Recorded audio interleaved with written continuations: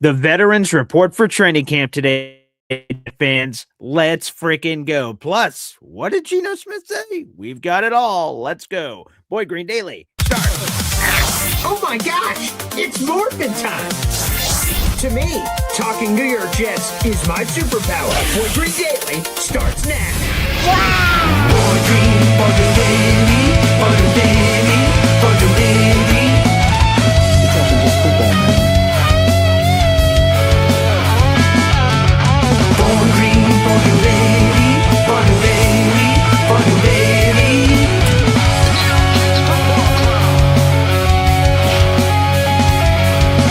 Offense, defense, special teamwork, just football with Boy Green. J-E-T-S, Jets. Let's go! What's going on, Jet fans? I'm Paul Esden Jr., a.k.a. Boy Green. I'm the New York Jets digital reporter for Heavy.com. Appreciate you guys joining us this morning on a beautiful Tuesday, July 28th.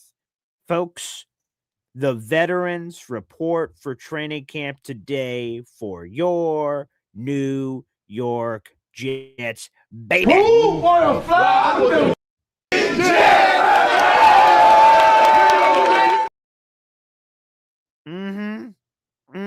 And the first training camp practice is tomorrow. So let's freaking go. We've got a lot to discuss. We have a full article in the YouTube description down below on this Geno Smith comments on social media, which we're going to unpack here on the show. I do want to show this graphic, and I'll be showing it every day to remind you guys that Boy Green Daily is headed to 7 a.m. Eastern Time, starting on August 1st. That's this Saturday. So Boy Green Daily for the last, 3 years, 4 years, something like that, has been 7:30 every morning, and that's been awesome. But now we're going earlier, and people may be saying, Paul, earlier? 7:30 is not early enough? No, damn it, it's not. So 7 a.m., baby. Apparently we're going in the other direction. So 7 a.m. starting on Saturday, August 1st. Again, there will be a show debuting. It's kind of weird that it'll work out this way, but there will be a show playing at 7 a.m. Eastern Time on Saturday. It will not be a live program because myself and Court Sports and several other Jet fans will be on a bus heading to training camp. So I'll be heading to New Jersey on Friday afternoon, but I'm going to record a fresh show that will debut live either with Hop on Pop or Court Sports, or maybe some combination of both. Maybe. I don't know. We'll figure it out. But there will be a fresh, unopened show coming to you on Saturday morning. I will give you training camp updates. I'll be live at Jets training camp practice on Saturday to try to get to whether it's player sound or observations or anything. So I'll pay attention to my YouTube shorts, and we'll also do a bonus show somewhere there on Saturday afternoon, evening, after maybe from the Jake Asman event at the Cloverleaf Tavern. We'll figure out what that's going to look like. That's going to be awesome. So again, Boy Green Daily is moving to 7 a.m. If you watch the show later, that probably means nothing to you. If you listen to the audio-only version, this update probably means absolutely nothing. But wanted to share that update starting on August 1st, and quite frankly, it's sort of permanently moving forward unless new information is provided. But without further ado, let's bring in my co-host extraordinaire. He is a fellow Jets content creator out there in the universe, and you can subscribe to his channel, Rickie New York Live, and he joins me live right now. Good morning, Rickie. How you doing this morning, Paul? Come on, man. Unless you're wearing a Braylon Allen Agent Zero jersey, we are 0 days. The veterans are here. Practice is tomorrow. Oh, yeah, baby. I am not, but it's funny that you say that because I was actually thinking that about a half an hour ago.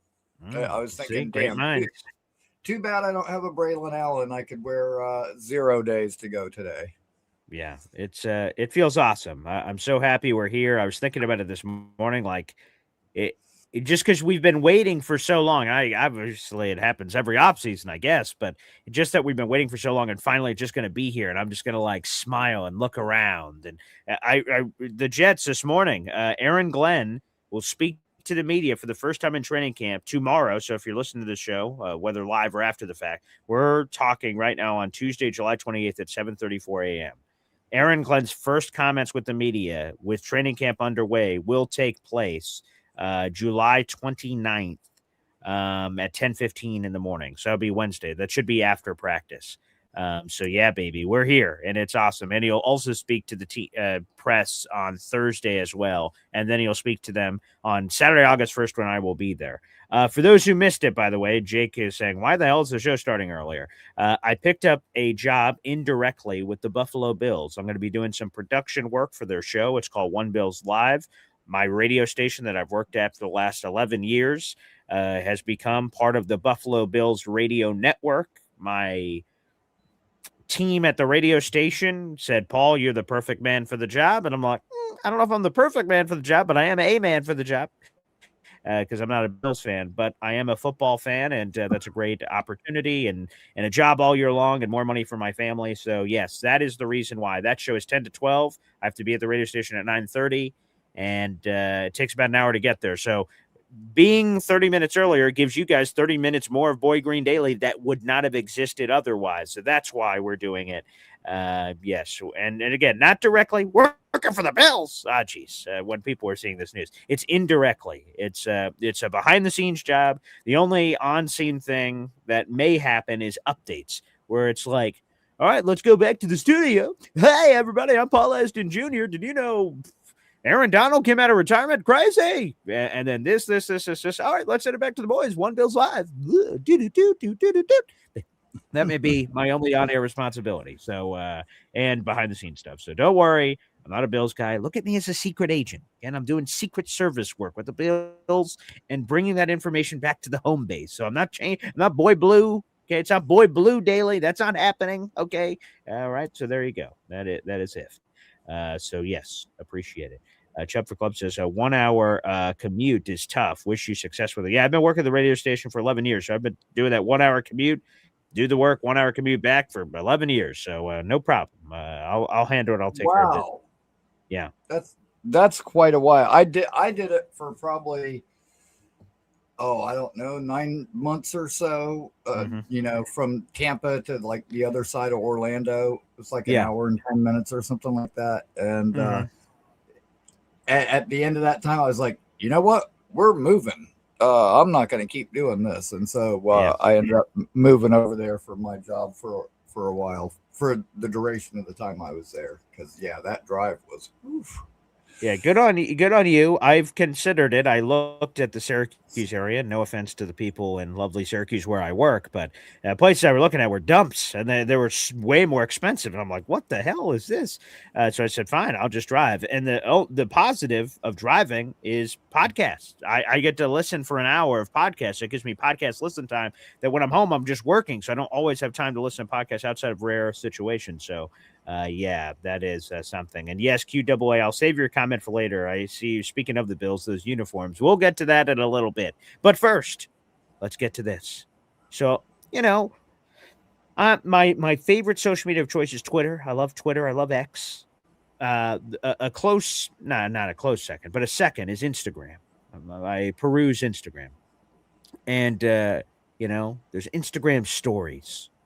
I see Geno Smith has a new Instagram story. I don't know if the Instagram algorithm says, oh, you need more Geno Smith in your life, Paul, because every time I'm like, oh, Geno Smith said something new, I guess. Okay, here we go.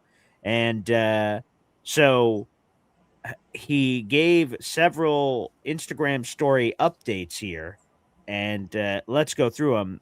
And it seemed like, before we even get to any of them, it seemed like it was a message to the doubters. It seems like Geno Smith has been listening to the noise on the outside and appears to be motivating him. So let's go through a series of images here, and I will read it to everyone that can't see it all. Obviously, they are audio-only listeners. So I'll read the quote first. So he included some statistics, and then I'll tell you all the extra comments he added here in the mix. Quote, since the start of the 2022 NFL season, Geno Smith has played in 64 regular season games, recording 15,251 passing yards, 90 passing touchdowns, and 52 interceptions with a 93.2 passer rating. And around this statistical, blurb, he included war ready, the internet over real life, and talk facts or don't talk at all. So they're in varying font sizes, so it's hard for people to see as they're watching this. So war ready, the internet is, or real life is better than the internet. I said that poorly. And then, What was the last one I have here? Talk facts or don't talk at all. So Geno clearly is listening to all the noise. And this one I got, Ricky. I'm like, okay, here you go. Screw the haters, screw the doubters, war ready. Like, yeah. And then, like, since the start of the 2022 season, since he's been a full-time starter again after being a backup, like, this one made sense to me. Okay. We're going to go through all of them right now, and then we'll go back and go through each of them. So he posted 2 other Instagram stories I want to highlight here. All right. Here's number 2. Let's go to number 2, right? His Instagram story. Now there's no extra caption, just a statistical grab here. And now he highlighted his work in college. I'm like, all right. Okay. All right, here we go. He highlighted this on his Instagram story. Over 44 career games, he totaled 11,662 passing yards, 98 passing touchdowns, 21 picks, while completing 67.4% of his passes. This is a tip of the cap to his time at West Virginia from 2009 to 2012. Okay, all right. So he said, hey, buddy, remember I was pretty good in college.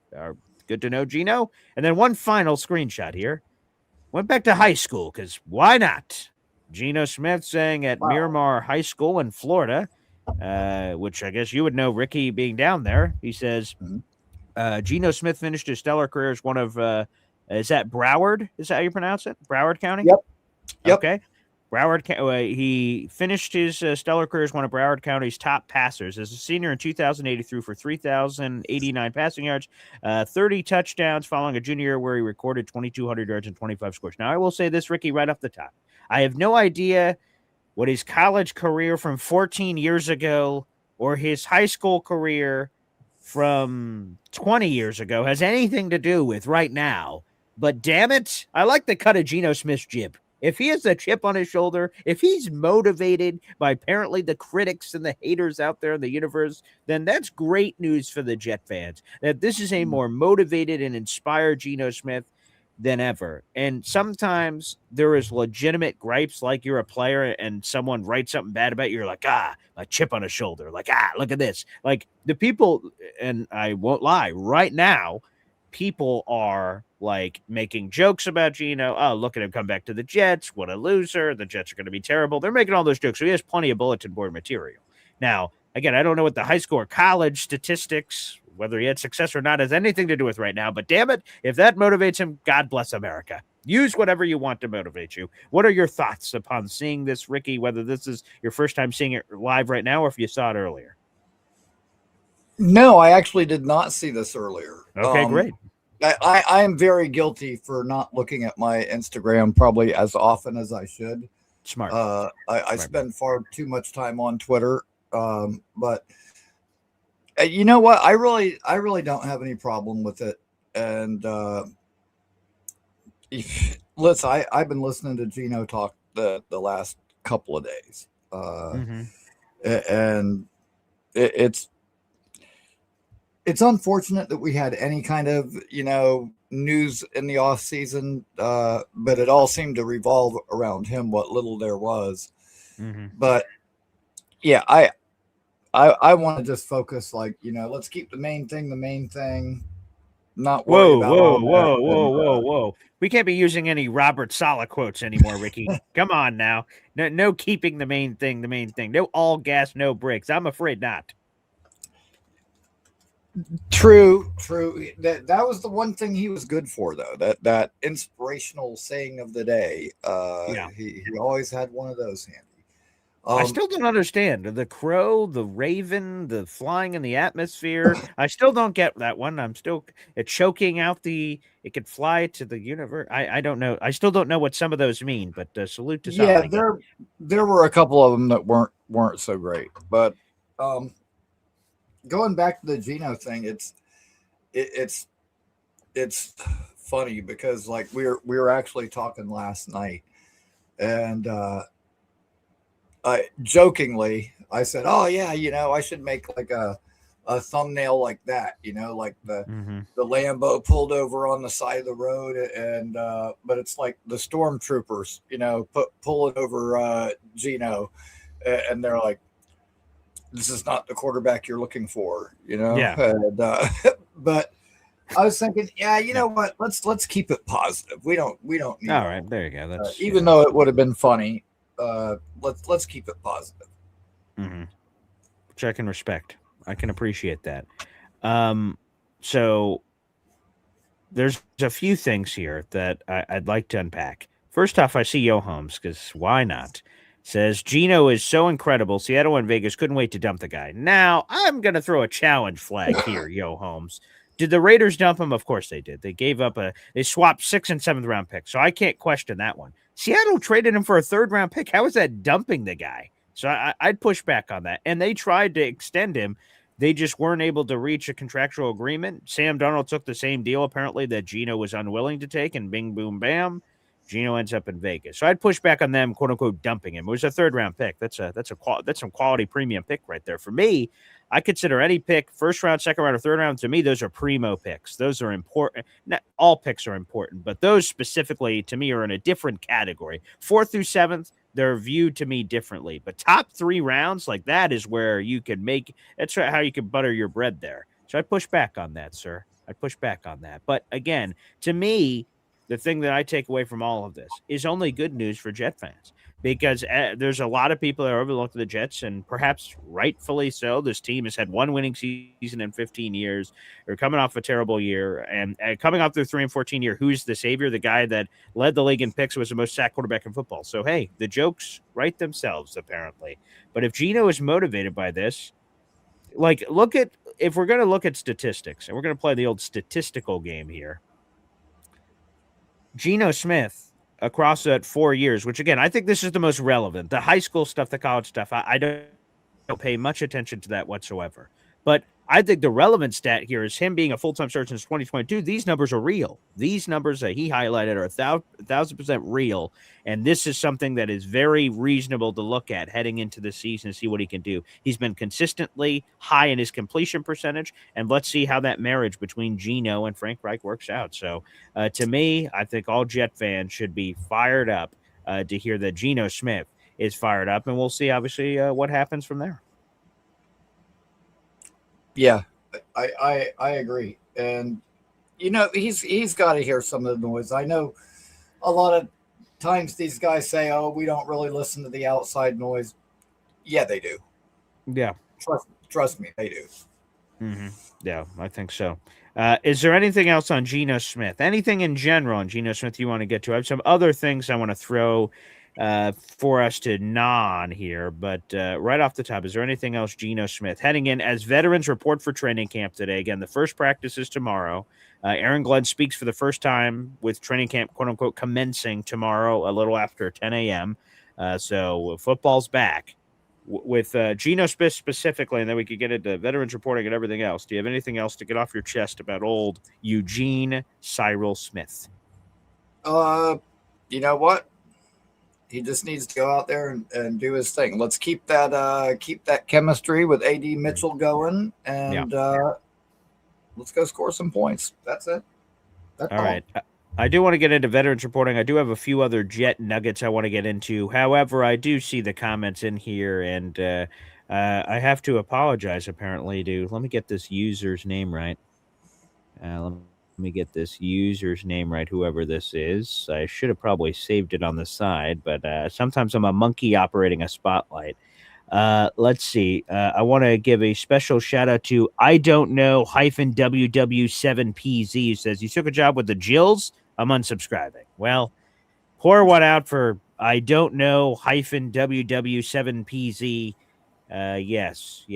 I did take a gig indirectly. I can't say that enough times. I'm not in the Bills building. I still go to the same radio station I've been going to for 11 years. But I don't know -WW7PZ. Simply just money for my family, and I'm a Jets guy. I'm not a Bills guy. That's not changing anytime soon. But appreciate your support, pal. I appreciate your support. But speaking of the Jills, let's get into this, because I saw that earlier. I saw this earlier from a comment that came in, and I talked about this yesterday on the. You know exactly where I'm going. I know where we're going now. Oh boy, and this is perhaps one of the most foul things I've ever seen. So first off, let's go to QAA on Twitter. How about those Bills gross gray uniforms? And we're going to highlight those on the screen right now. So in case you guys missed it yesterday, the Buffalo Bills dropped a new alternate uniform. And I'm going to show you a series of photos, and I will describe them for our audio-only listeners, but cover your ears because this is disgusting. Here is the Buffalo Bills' new helmet. I'm unclear exactly what this is. And here are some other shots. Like, this is one of the most grotesque things I've ever seen. And people are going to say, you're a Jets fan. Like, of course you hate them. Nah, I feel like I can appreciate good uniforms, whether they're, like, for instance, the classic Miami Dolphin ones that they do the throwback every once in a while to the original logo from the 70s. That, I'm like, wow, that's spectacular. The coral, the blue, the aqua. That looks phenomenal. This looks trash. I really got to be honest. I've never really been a fan of any Dolphins uniform, like ever. There you go. Yeah, but you know, one night on one of the YouTube shows that I was on, they brought up the topic of like, you know, hey, what are some of the cooler uniforms or whatever? Yeah. Mm-hmm. Believe it or not, I actually really like the Bengals white uniforms. Oh, the whiteout, like the white tiger almost? Like the white those are, yes. I think those are really sharp looking. There's certain uniforms that, for whatever reason, just visually at least, are appealing. And this ain't one of them.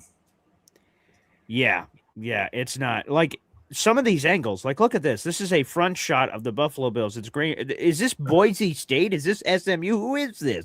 It's a blue face mask, a blue helmet, and you can't even see the red weird, I don't even know what it is. Like this is bizarre. Here's a front shot of the uniform. Like this is go Memphis.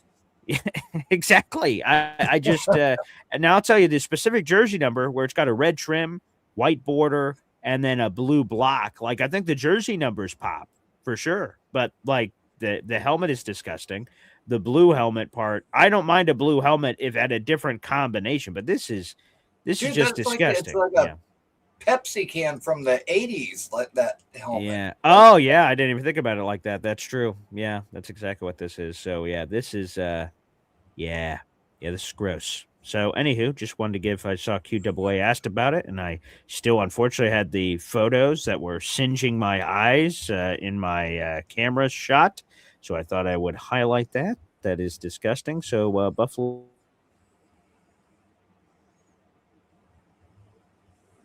Hopefully we can look back.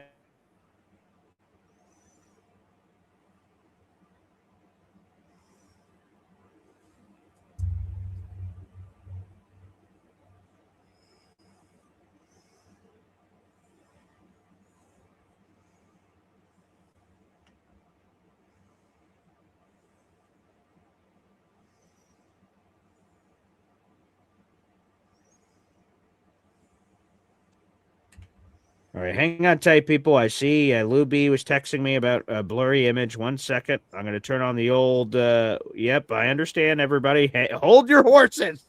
Okay, Boy Green's operating here. Boy Green's trying to fix it. Jeez, Lou. Restart your computer. It's blurry. I know. Jesus. I'm trying to fix it, okay? So I'm going to turn on the personal hotspot. I'm going to flip this around. Yes. Thank you, guys. Yes. I thought that was just me because it's so early in the morning. No, so hang on a second. I'm flipping the switch. I'm leaving this house hopefully here next month if I get a proper update properly.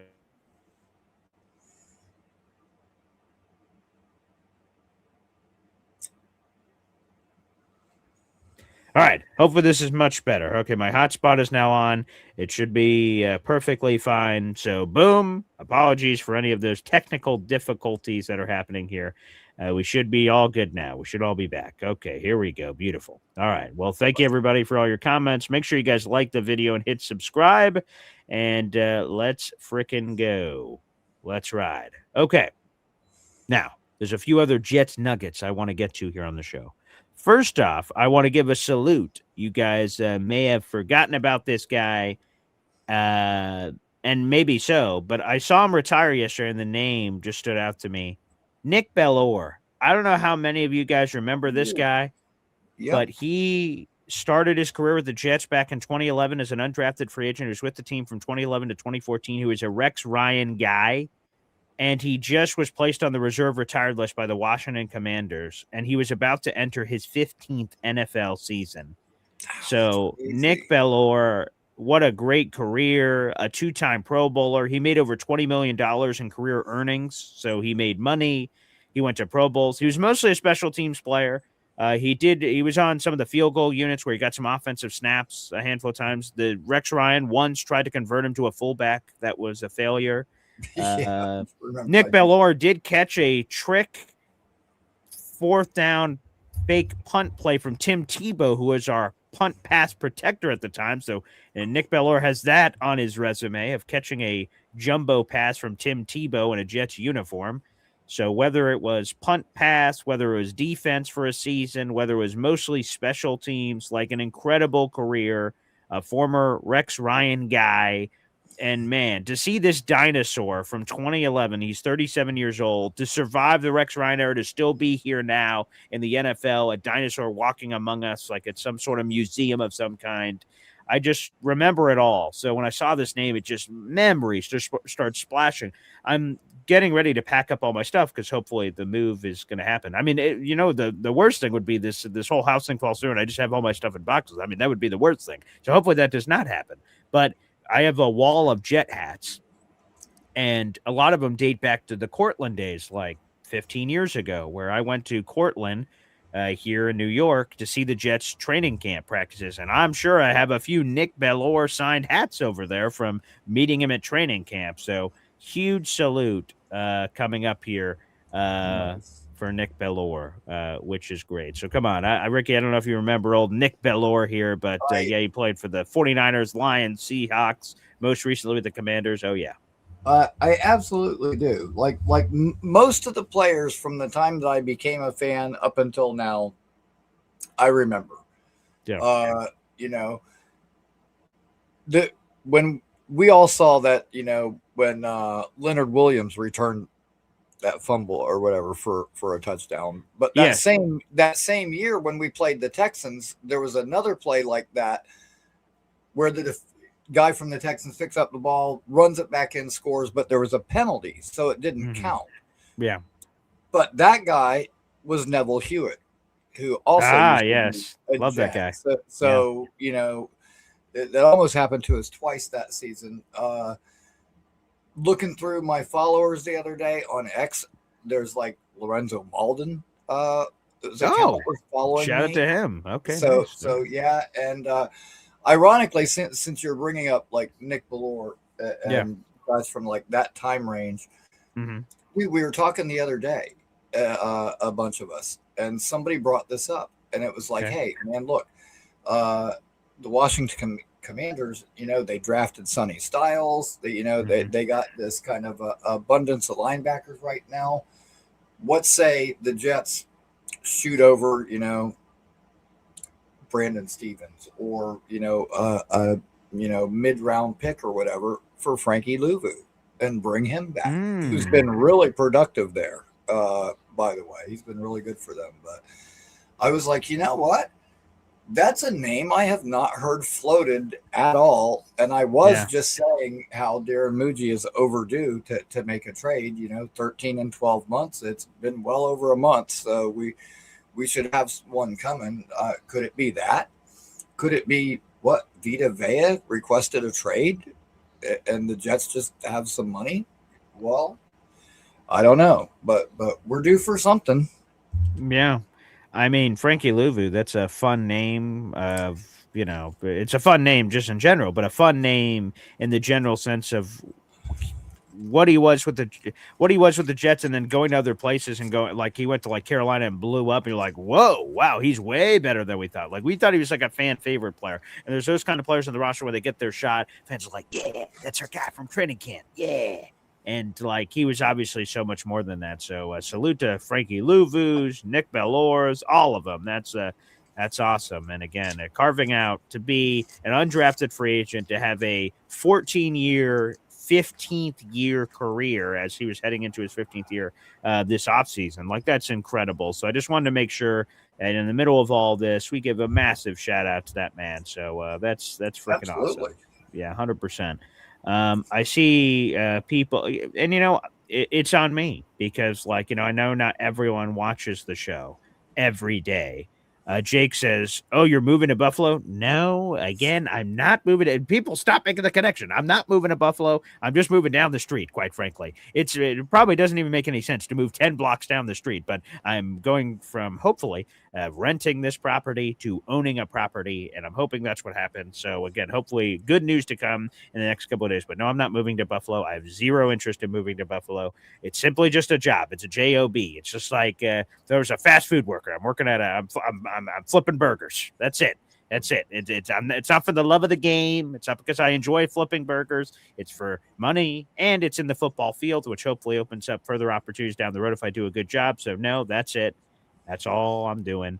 I will tell you guys, I will leave names out, but I spoke to someone with the New York Jets this week in their building, and they spent about 30, 40 minutes with me, giving me career advice and looking at my resume and saying what's missing. Because for me, always, and I've said this, my dream job is to work for the New York Jets.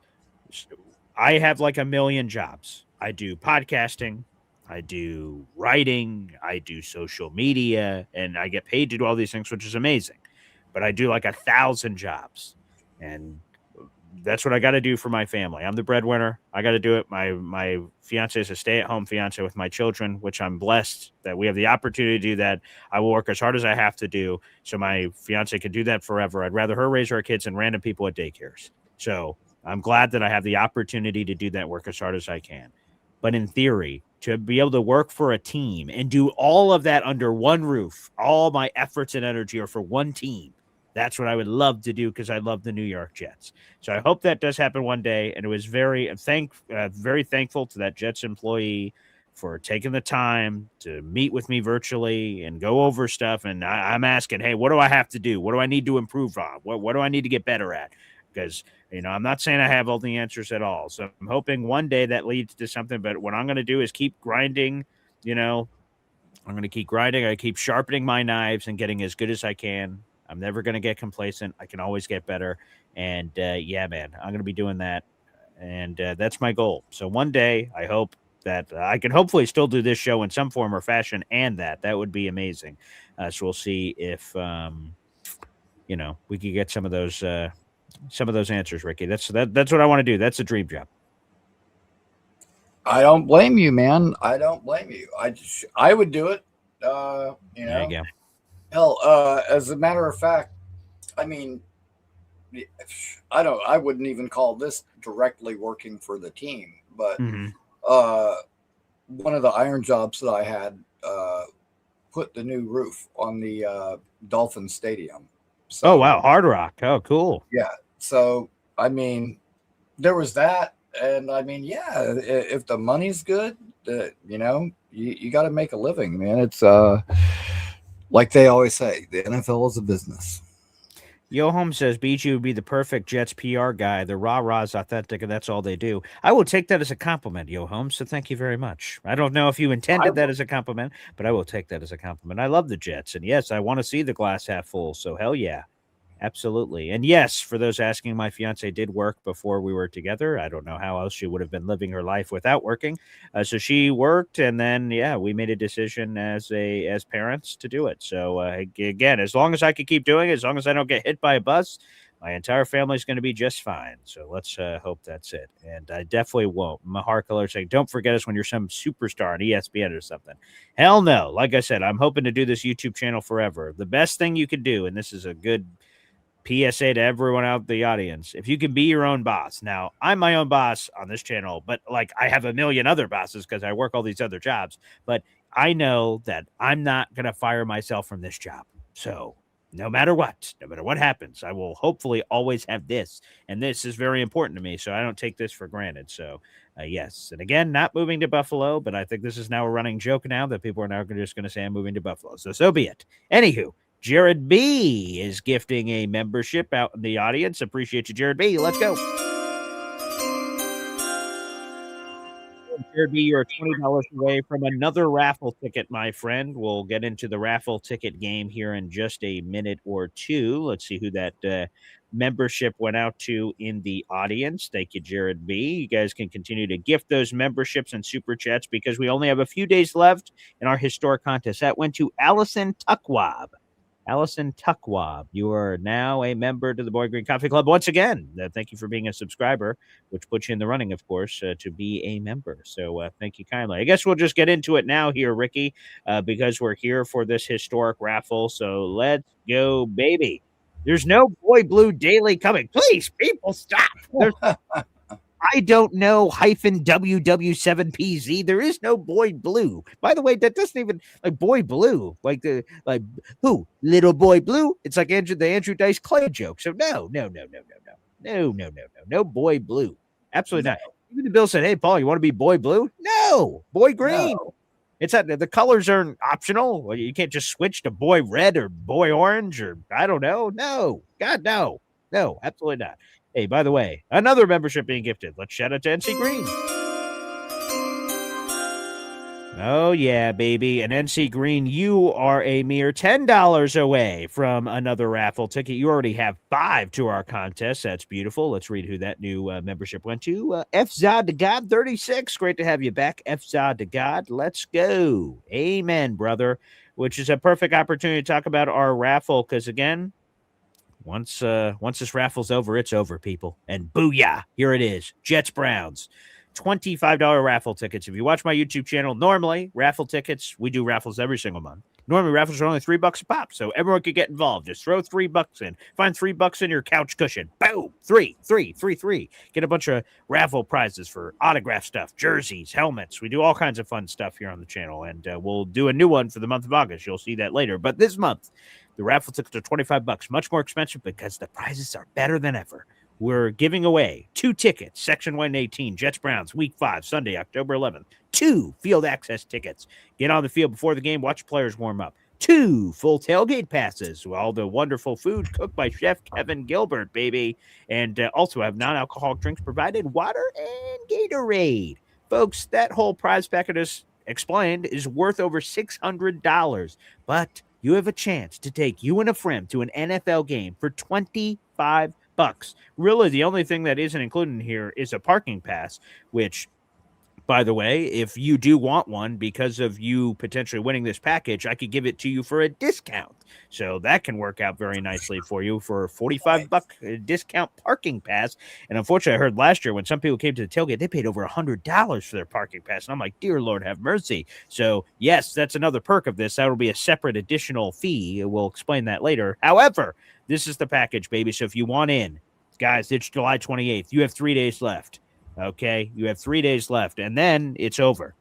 Okay, well, I guess technically 4 days because today counts as a day as well. So we have the 28th, the 29th, the 30th, the 31st, and then we'll be drawing this winner on Sunday, August 2nd. I'll be at Jets Training Camp. That's the only reason we're not drawing it live on Saturday. But the final opportunity to punch your money in is on Friday up until midnight. PayPal or Venmo, send $25 to @BoyGreen25, BoyGreen25, with your first and last name or the nickname you go by on choice. So if you're Rickie New York Live, you could say Rickie New York Live and an email to reach you, because if you win, I want to be able to reach out to you to send you the tickets and communicate with you. So folks, take photos. You guys can also contribute on YouTube. Send in super chats, a $25 super chat, $50 super chat, $100 super chat. You can get your raffle tickets in that way. So either here on YouTube or Venmo, PayPal. Either way, you guys have a few more days left to send in all your raffle tickets. Good luck to everyone. We'll be drawing that on Sunday, August 2nd for the greatest raffle in this show's history, baby.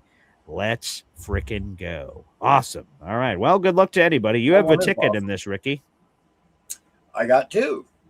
Yeah, you got 2 because of people out in the audience. So, hey now. Yeah, let's go. And that's it. Now, finally, Meadowland Swamp Thing, you're understanding. BG can destroy the Bills from the inside. Exactly. That's what I've been saying. I'm on your side. And then I'm on their side. And then, right, maybe like to them, right, they give me the nickname. Hey, can we call you Boy Blue? I'm like, sure. And then I ingratiate myself with these Bills. And then I slit the Buffalo's guts and stay warm during the winter. Yes, so I will do all of that. I will keep you guys. Again, we're all on the same team, baby. We're all on the same team.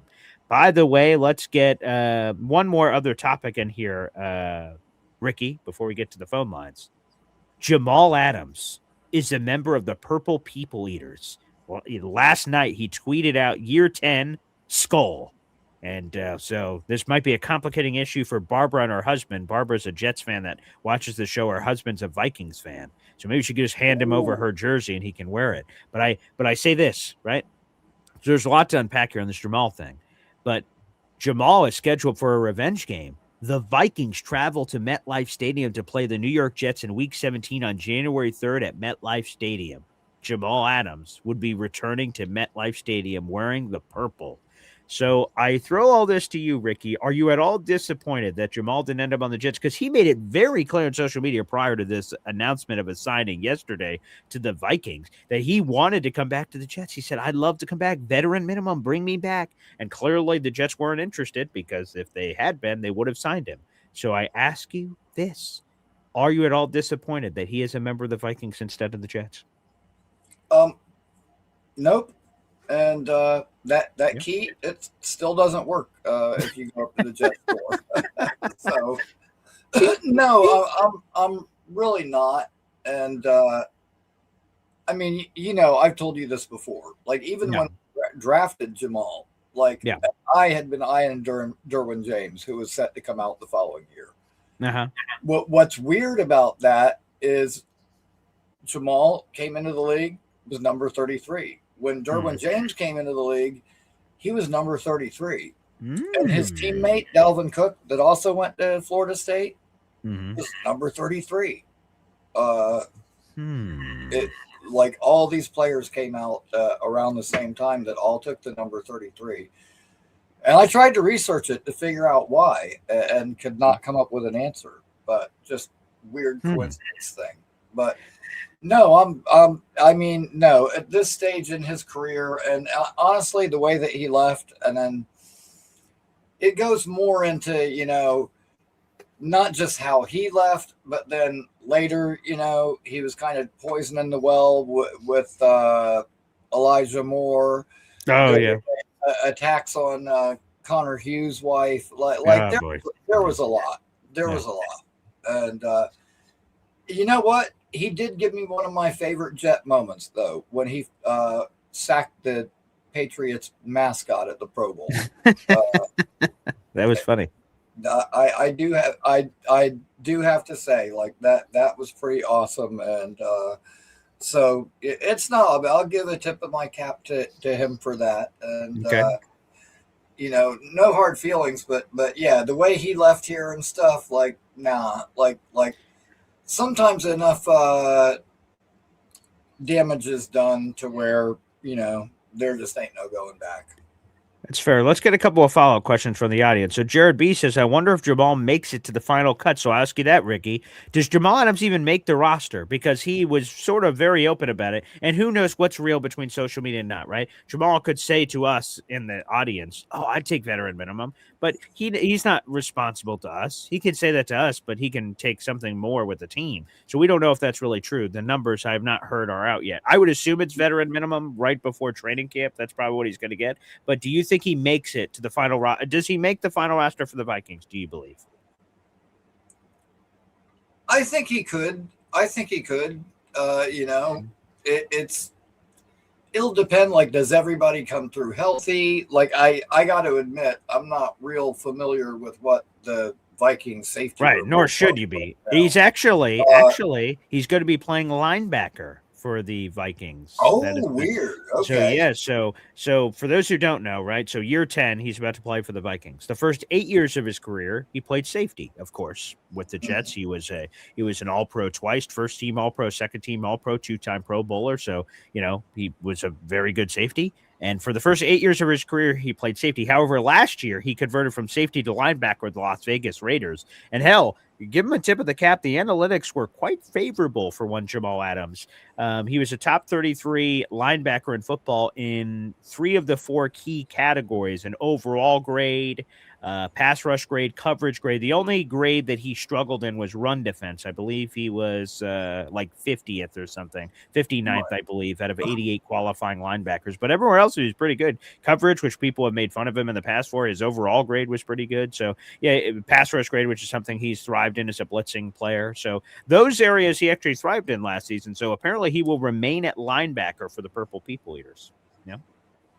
Then I'm going to go ahead and say he makes it.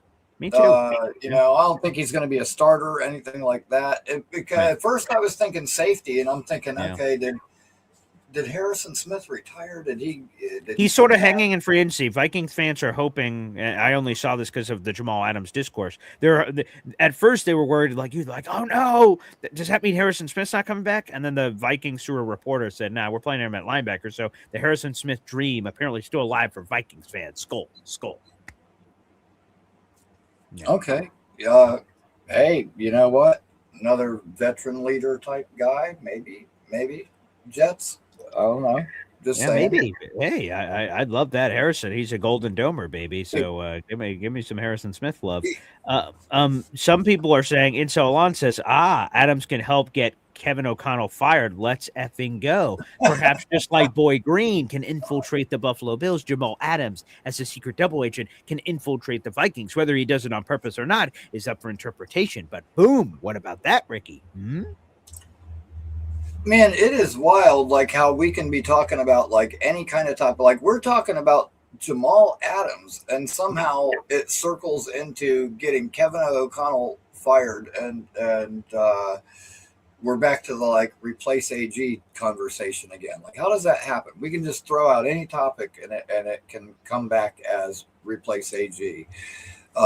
Which, you know what? That I think it would take more than just Jamal Adams.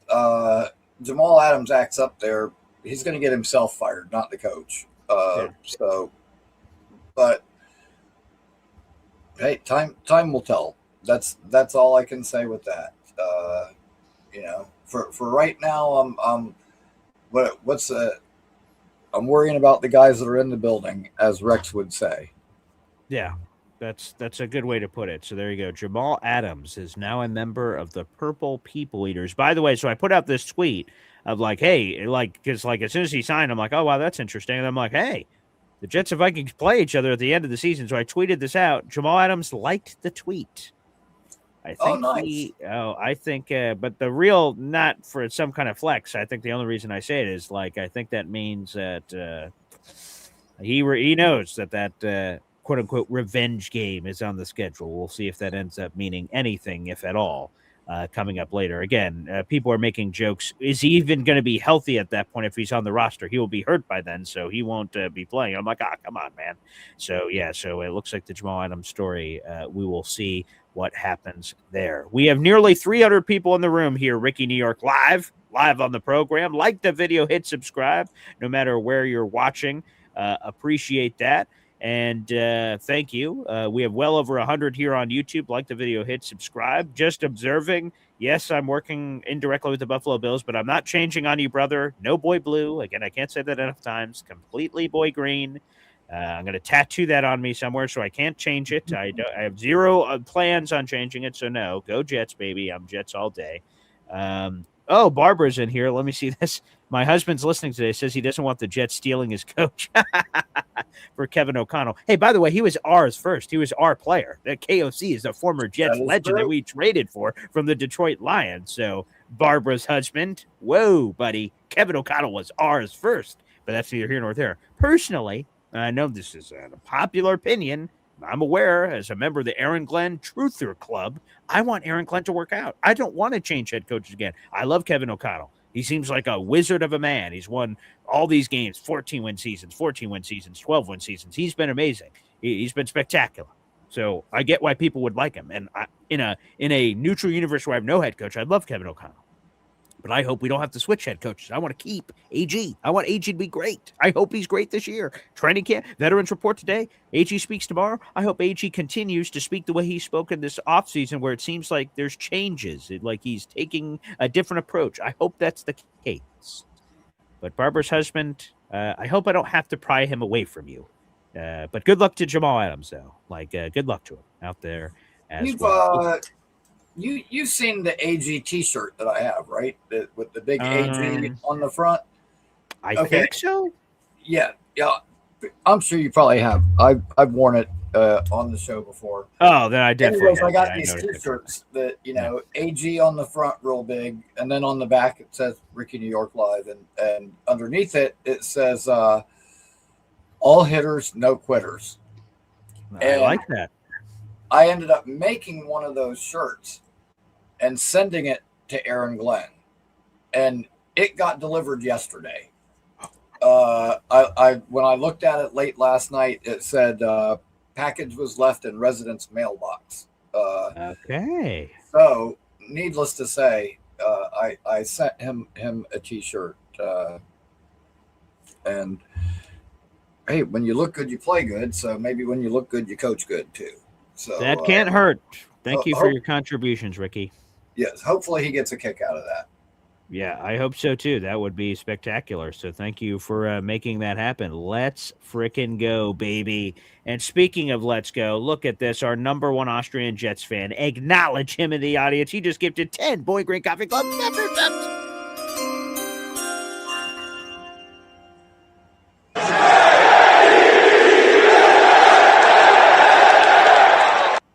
Yes, Austrian. If I was an American, I'd be Austrian with you. I don't even know what that means, but I would do it. Let's go. Here we go, guys.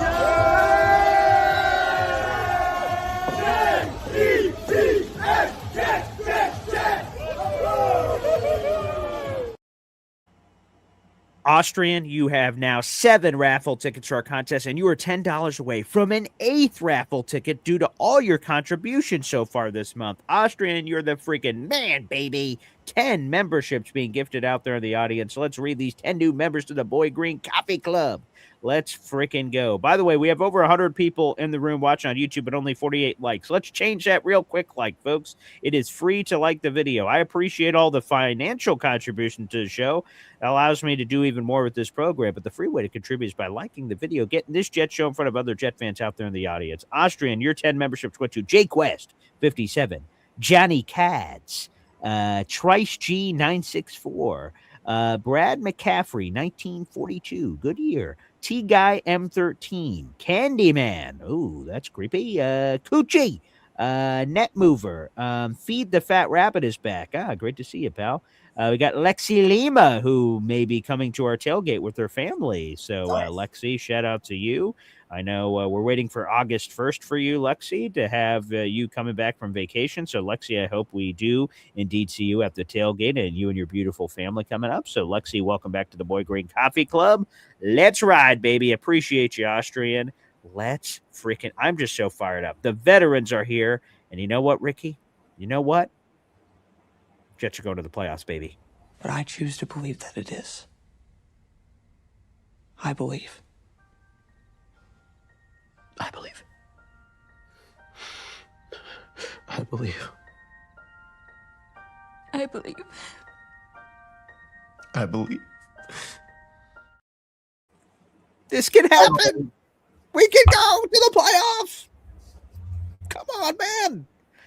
Let's go. This is the year. We're going to break the playoff drought. I feel it. I feel it in my loins. Let's go, baby. It's going to happen. Yeah. Let's go. What do you think, Rickie? I'm ready. I'm ready. Yeah. I'm not going to go quite there yet because I don't want to jinx the season getting overly optimistic, but we have a winning season. I'm going to go there. We do have a winning season this year. And hey, I'll take that. I mean, yes. Sure. All right. We could settle on that. That's all right. That's a compromise. You go to a pawn shop, $50, $10, $20, $17. Done. Pow. There you go. Nice little handshake there. Excellent. Again, guys, another reminder, your favorite show, Boy Green Daily, is moving from 7:30 to 7 a.m. Eastern Time, starting on Saturday, August 1st, and permanently moving forward until many of my future jobs change, I suppose. We've been at 7:30 for many years, and I'm super appreciative of the community. This graphic we'll be putting across social media. We made it this morning, but we'll be putting it across social media to let you guys know the change so everyone knows. So, we're going to naturally have a few people show up at 7:30 go, what the hell? 30 minutes. What the hell happened? And I will have to just like this new job I picked up. Well, I'll have to explain it. But folks, I'm excited about this. Thank you guys for being a part of this magical journey. I want this carpet ride to continue for a long time.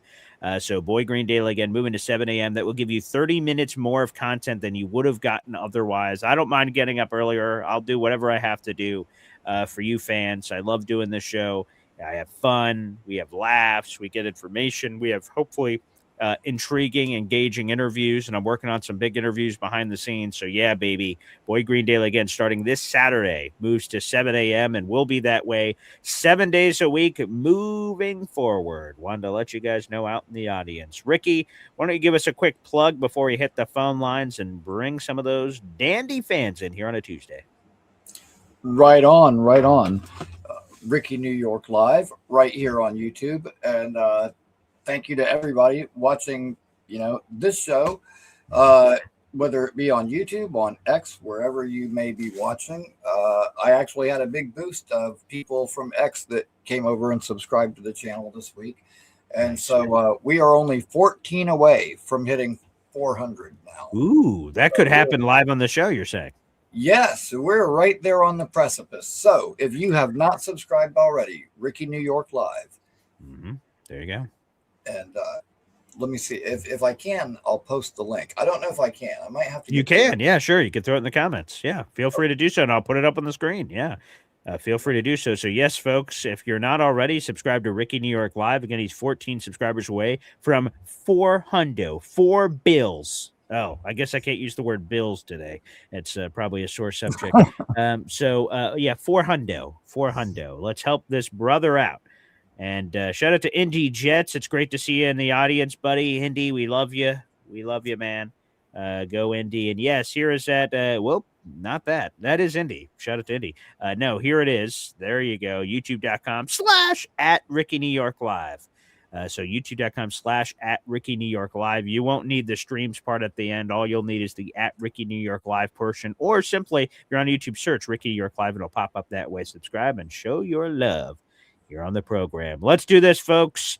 Let's open up the phone lines. If you want to call in, there's something you want to tell me to my face. Well, now is the time to do so. To the 300 plus people in the room, we're going to open up the phone lines. We'll play this quick hep timeout from our tailgate last year. When we come back, it'll be the pinned comment on youtube.com/BoyGreen25. If you're watching on Facebook, appreciate you. Twitter, appreciate you. Audio only version, that's cool too. But the only way to call in is live on the YouTube channel. That is the headquarters of Boy Green Daily. We'll be back after this. 1, 2, 3.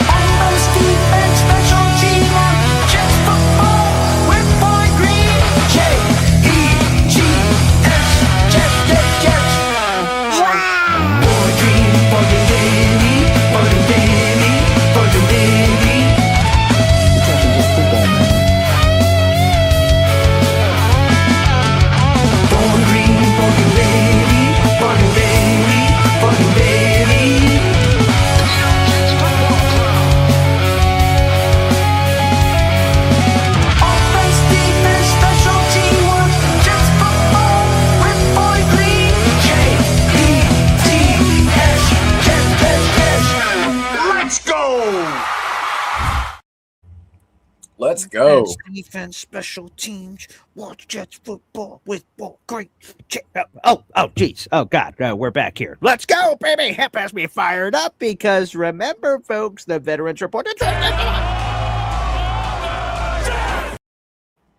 Oh, yeah, baby. Inject that right in my veins. I'm fired up, baby. We have a practice tomorrow, and the pads aren't even on, but I'm here, baby. I'm in. I am so in. It's Jets football with Boy Green, who is me, speaking in third person. And let's get to other persons. Let's go to the phone lines. That's a pinned comment on youtube.com/BoyGreen25. We'll kick it off with the Hepster here on the program. Hep. Hey, Ricky. Hey, Paul. Hey, fellas. Yeah. Hey, what do you think?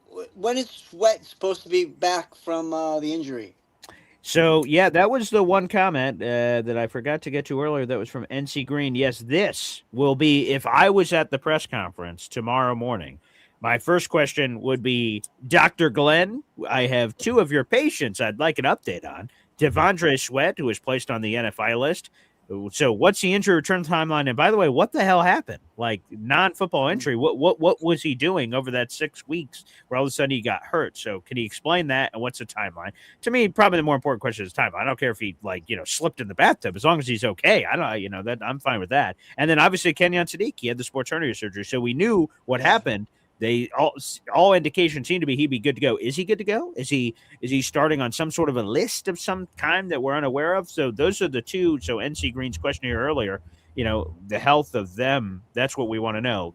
So Sadiq is supposed to be back. So until we hear otherwise from AG, that's what's supposed to happen. And then on Sweat, according to Zach Rosenblatt, it is not serious. Now, not serious is good news, but sort of vague. Like, what does that mean? Is that a few days? Is that a week? Yeah. Is that a week and a half? Like, that's what I don't know. So we don't have that update yet outside of hearing from Zach Rosenblatt. It's not serious. I've not heard any other beat reporter comment on the severity level. So all we have is Zach Rosenblatt to rely on there from that perspective. So, let's hope, because he's just such an important cog to this machine. And Kenyon Sadiq as well. I mean, he just needs to get back on the field as soon as possible because he's already missed so much time. He missed a week of OTAs. He missed the week of mandatory minicamp. So he's just behind the 8 ball, and he needs as much reps and playbook knowledge as possible. So I'm sure he's studying that playbook, though. I mean, if he's laid up, he's not sitting there eating crackers and right. I was taking mental reps. Like if I was there at practice, but I couldn't play, I'd just be watching. Okay, I'm taking the mental reps of what I would be doing if I was standing out there. So hopefully that's the case. But so no update on either outside of the latest update we heard, which Sadiq is supposed to be ready to go immediately tomorrow. We'll see if that's true. And Sweat is quote unquote not serious, whatever that means. Yeah. So Ricky, I'm going to ask you how you've been doing, man. I know you've been going through some turmoil right now. Did your wife come back yet? We've been talking, and she's actually coming over tomorrow. Okay, and, good. Okay, good. There's that, and it's been fairly productive. The job search has not been going as well as I would like. It's hard right now, especially being an older person. You kind of get prejudiced against. Paul hasn't experienced this yet, but as you get older, you kind of become disposable when you get older, or you just don't fit in somehow. That sucks. Now listen, if I could go out and like sling concrete blocks or something all day long, I could probably have a job today. But there's certain young man jobs that it ain't gonna cut it for me right now. But who knows? There may be something not too far away that just opened up. That's a nighttime shift like I used to do, and for actually a little bit better pay. So I mean, I put that in this morning about 6 o'clock. So that was a job that I had looked into before, but the last time I looked into it, they had hired someone, and now the listing is back up. So obviously that person did not work out. So, okay. I mean, it sucks for them, but good for you, hopefully. I mean, it might just end up being good for me. So I will definitely try to keep everyone updated. And the other thing you could do is maybe look into that. Remember I told you about that healthcare thing. You could, even if you just stayed overnight and watched some old guy and you smoke cigarettes with him all night, you could probably make some good money just being with him and making sure, that Yeah. kind of thing. Yeah, those kind of jobs, myself. So that part maybe not, but yeah, I mean, I've been looking into a few different things. I got a couple suggestions from people in the chat, and one of them was kind of a remote job that I could possibly do from home, and so I've been looking into that too. And oh, good, man, good. Well, I'm praying for you, bud. I know you, man. I appreciate it. Yeah, I figure the more apps I put out there, the more lines I put out there, the better my chance of getting results. So that's it. It's a hard gig, I know. And Paul, as far as the Buffalo Bill thing, hey man, you're working indirectly for an NFL team. I mean, that's what I'm saying. This is the thing, Jake Asman did it too. He was the Rock Texan guy. Yeah. So do it. If I was you, I would go in full blown, Bills, everything, go in like Matahari, go in as a spy. Yeah, I love the Bills, Yeah. And I'll tell you, when I had that conversation with the Jets employee, like earlier this week, and I'd been working on it for like a month or two, like, hey, can you carve out some time? I'd love to just sort of, pick your brain about your job and this, and what do you think? And I told them that I got this job, and they were like, oh, great. Exactly. Good. Because they said that, this is interesting. It's going to have a line to what Rickie just said, right? The more applications he puts out, the better his chance of getting it. He told me, he had this honest part of the conversation with me where he said, Paul, what's your dream job? And I said, it's working for you guys, working for the Jets. He's like, okay, but is that the only job you want to do? Or would you do it for any team? And I'm like, well, I'm Boy Green. I want to do it for the Jets. I love the Jets. Because he basically said, if you were more open, he says, I don't want you to take this any kind of way, but this, if the Texans had a job available doing exactly what you want to do here, would you take it? And then we just sort of weighed the pros and cons of it all. And he says, that could be your in. And if you prove you do it in another market, because jobs are hard to come by, they're not open every 3 months. It's very rare they come up. If you prove you could do it somewhere else, maybe that'll put you in an even better position, but that's up to you because it's a life change and all these other things. And so I just said, interesting. So he just put that sort of stuff out there. So to the point of the Bills, it's not the same thing I'd want to do with the Jets, but still, it's a adjacent NFL gig. So it can only help. So that's what he was saying, and I think that's the right play. Hep, appreciate it. It's good. And don't forget, always plug that you do the play-by-play, because that always could be you never know, that could be the thing that gets you over the goal line. 100%. I appreciate Peace, you, Hep. Guys. Love you. Thank you. Yeah, there he is. Hep joining us here on the show. Yeah, I try to claim my versatility for sure. They're doing this play-by-play now for the preseason games, which, by the way, folks, the countdown continues for that. Let me throw that up here on the screen as well. There in Rickie's backyard is, of course, Monkey operating a spotlight. Coming up here. There it is. I will be doing, for those who don't know, I do live play-by-play analysis of all the preseason games. So if you don't have coverage, let's say you don't buy the NFL preseason package, which, by the way, is different. If you have Sunday ticket, you do not get the preseason. That's a separate fee because, of course, it's the NFL, and they're going to make as much money as possible from you. If you don't have access to the Jets-Bucks game, and you want a way to enjoy it, I will be doing play-by-play for the game. I can't show you the TV coverage. I don't have the rights. I'd get kidnapped in the middle of the night and thrown in the back of a van and never heard from again by the NFL if I did that. So can't do that. But I will be giving play-by-play analysis for all the preseason games. The first one's coming up on August 14th. All the Jets preseason games this year randomly are on a Friday night, so I will have you covered for those 3 games. I will be at 3 of the first 5 games of the season, so I will not be able to provide play-by-play coverage for Jets Titans, Jets Packers, or Jets Browns. I'll be at those games. But every other game of the season, the other 14 games, I'll be providing play-by-play coverage, so you guys can show up a few minutes before the game. I'll give the injury report, everything. Then we'll run through the game. As soon as the game's over, I'll stop the live play-by-play broadcast, take a short 5-minute intermission, set up the post-game coverage, and bing, boom, bam, we'll have a post-game show. So we'll be having you guys covered on game days all year long, which is going to be a lot of fun. So, yes, play-by-play coverage, social media, reporter, extraordinaire, writer. Yeah, do it all, baby. Do it all. That's part of the gig. Appreciate you out there in the audience. All right, let's keep going down the phone lines here. That's a pinned comment on youtube.com/boygreen25.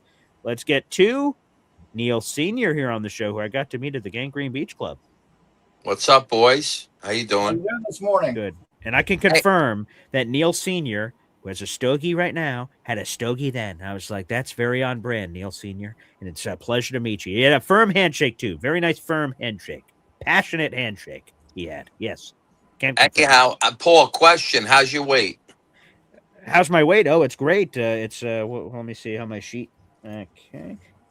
203 pounds. I'm down 10 pounds and getting closer to my first goal. Nice, very good. Glad to Yeah. hear it. Yeah. Glad to Appreciate it. hear it. Thank you, sir.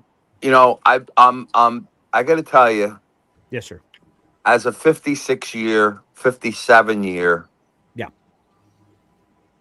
position and August 1st, nearing training camp, Yeah. I have not been as excited.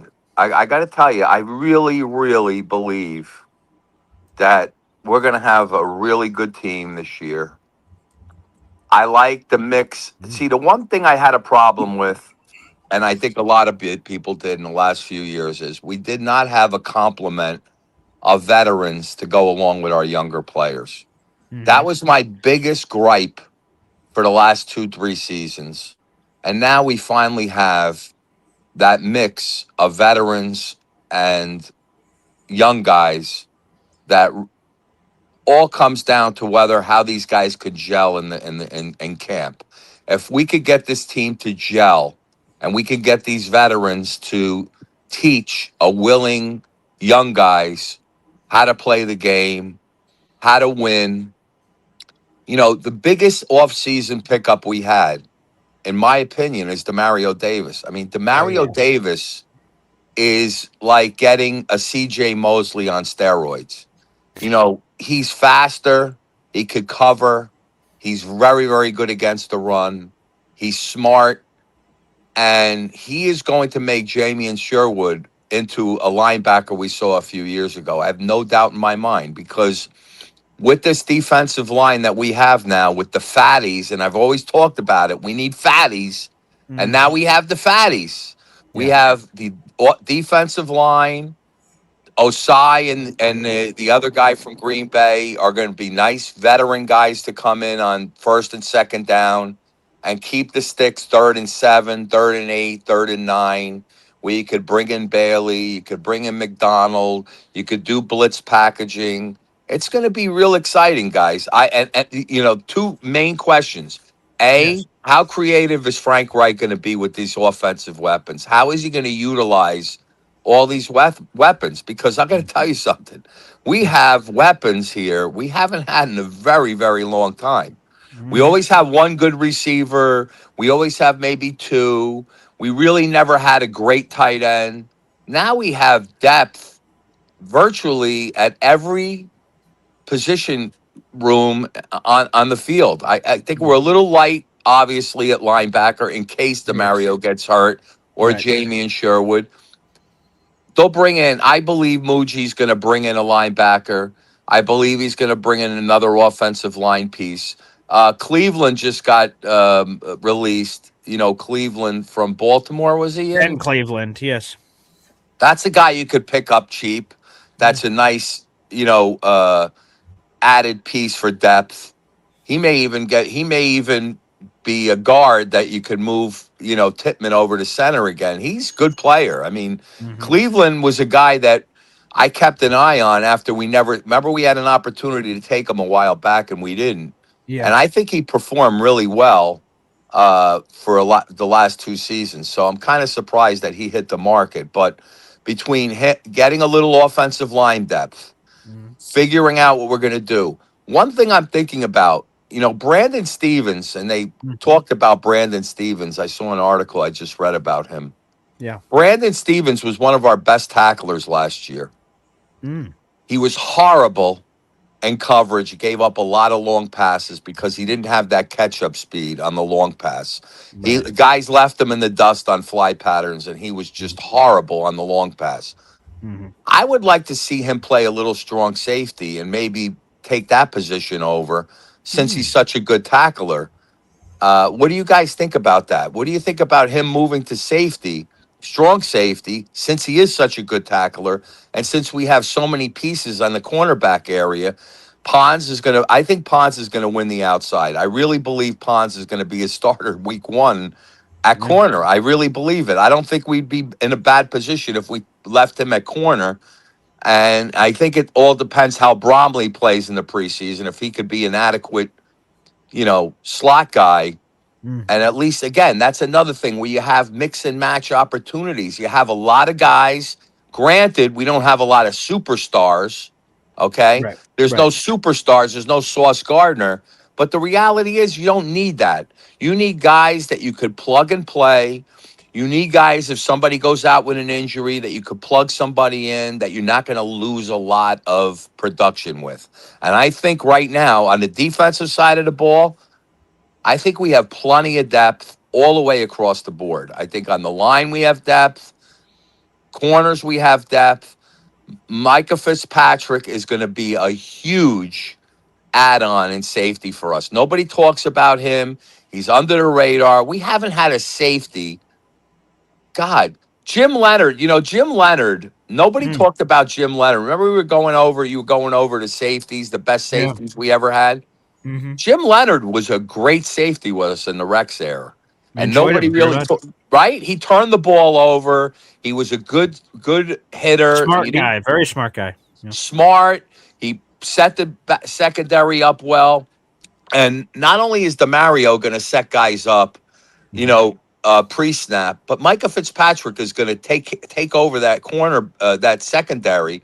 And I think we're going to see a major upgrade and guys being in the right position, because a lot of what happens in this and last year was a catastrophe.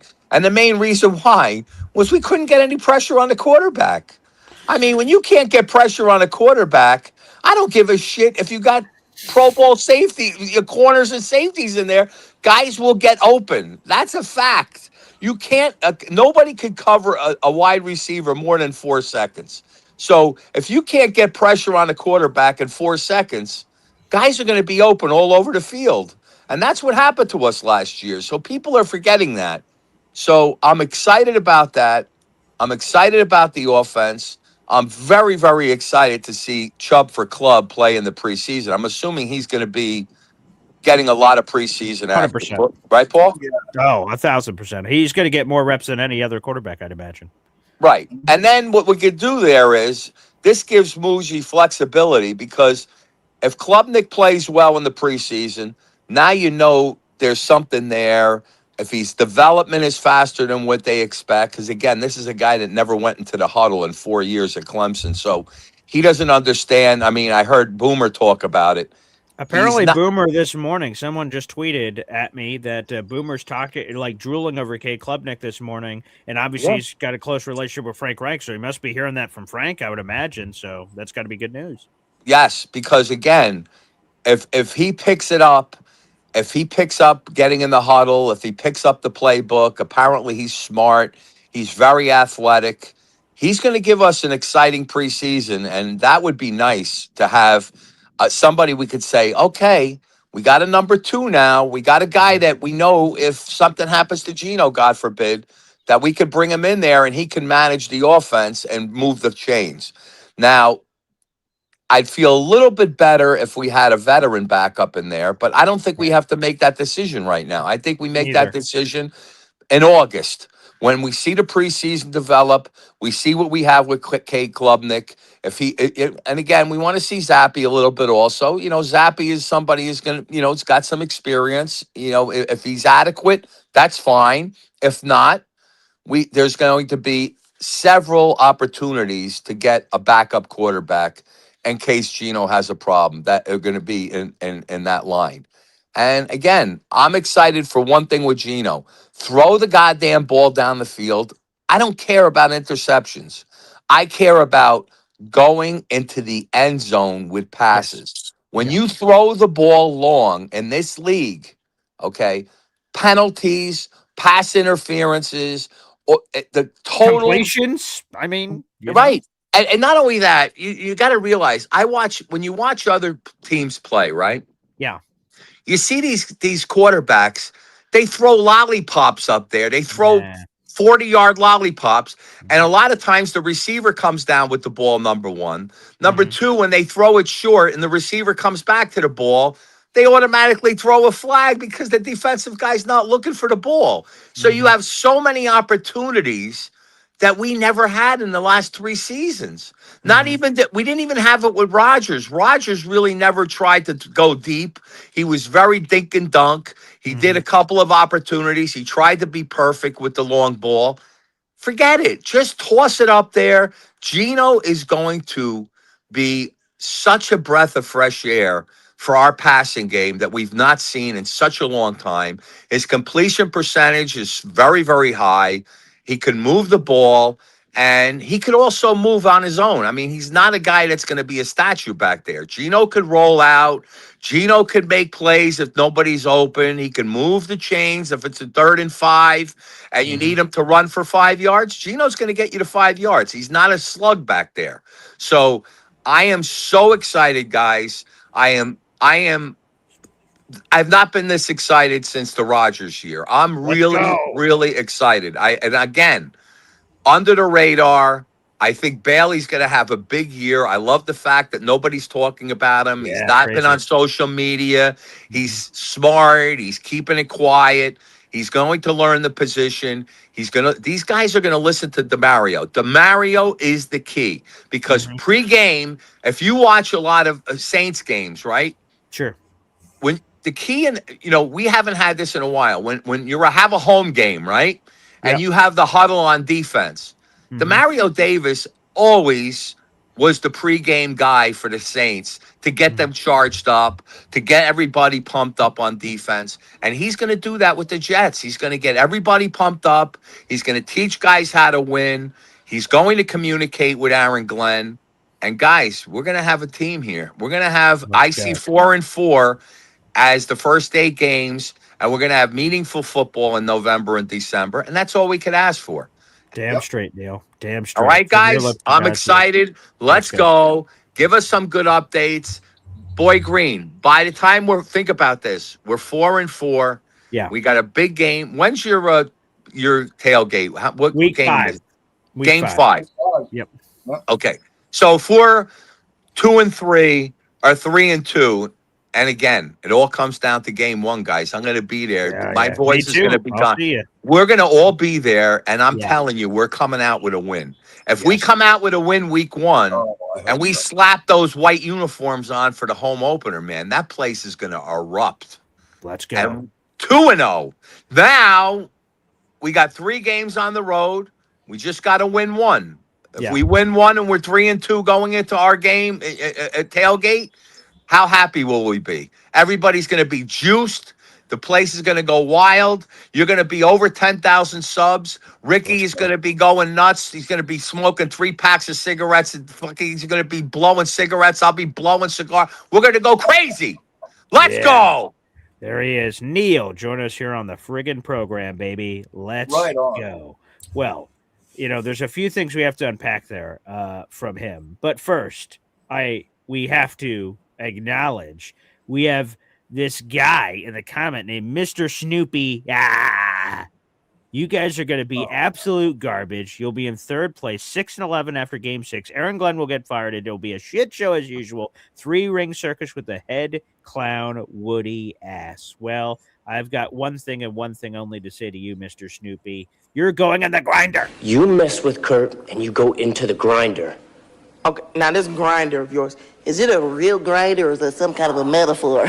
That's it. You're gone. Adios. TKO'd. Historical. Wait. I won't be funny no more. See? Security. You ain't got to bring the man down here. Wait a second. Kurt, come on, please. I need this job. Take out the trash. Trash? Oh, now look at here. Get these moves out of my face. You're gonzo, buddy. Get the hell out of here. That's awesome. Unbelievable. And then rooting for Drake May in the comments. That's disgusting. Get that crap out of here, buddy. We'll have none of that. But no, absolutely not. Get out of here. You know what? I'm glad that Neil mentioned week 1. Yeah. Because I meant to bring this up earlier and I forgot. But and I don't know if you've seen this or heard this yet, BG. What?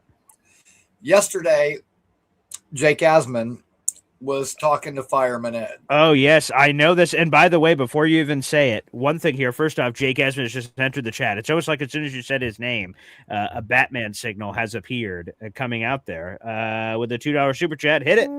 Wow.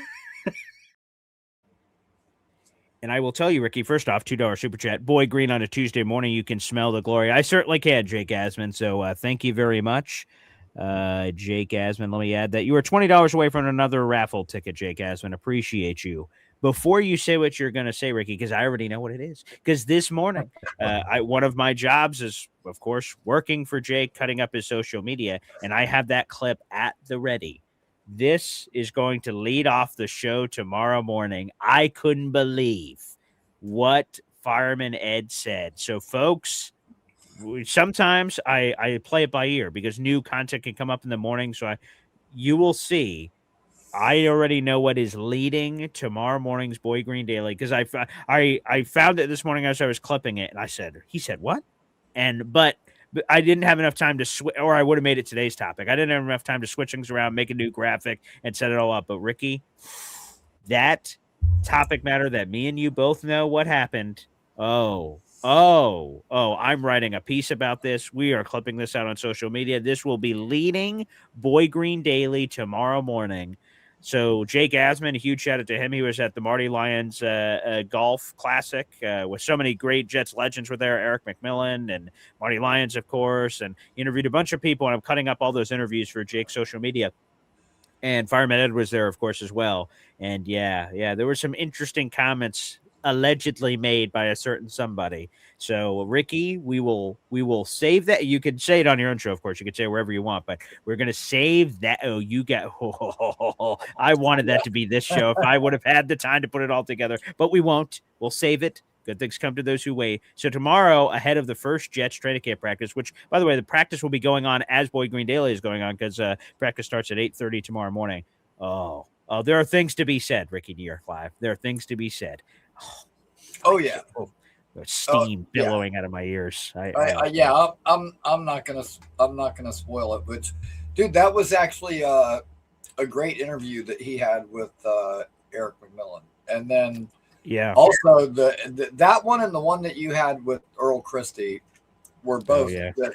And Nick Shine with his Wayne Corbett interview. Oh my God, his was 2.5 hours. That was spectacular. Oh God, yeah.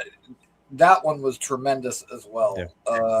Just great interviews from all of our content creators lately. But they're killing it. The Earl Christie one was awesome. And I had told you, like, he's just a very friendly, very engaging dude. And he's got some great stories. And so, like, I knew you were going to have a good time with that one. I mean, look at this.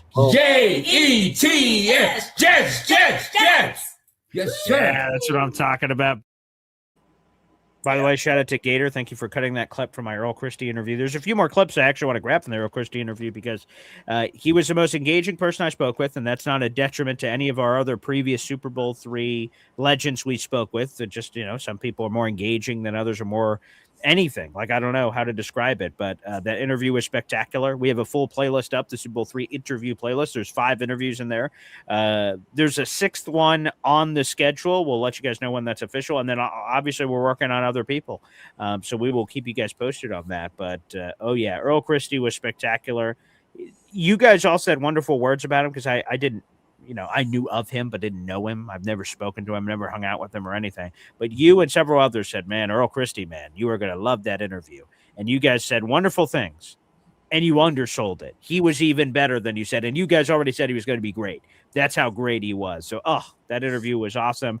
I have not received, I can't think of the last interview I've done on one of, whether it's a morning show or pre-recorded or anything, where I got more texts, emails, everything like, wow. That interview, that guy, whoa, text, Instagram, Facebook, YouTube. I mean, it came from Smoke Signal, Pigeon Carrier. I mean, everybody in the universe was saying it, and for good reason. It was a spectacular conversation. So that was good. That was really good. Yeah, that was fantastic, man. Yeah. So thank you for saying that. So folks, that comment we will save for tomorrow morning. So Oh, I've got so many thoughts, but I don't want to blow it. I want to save it.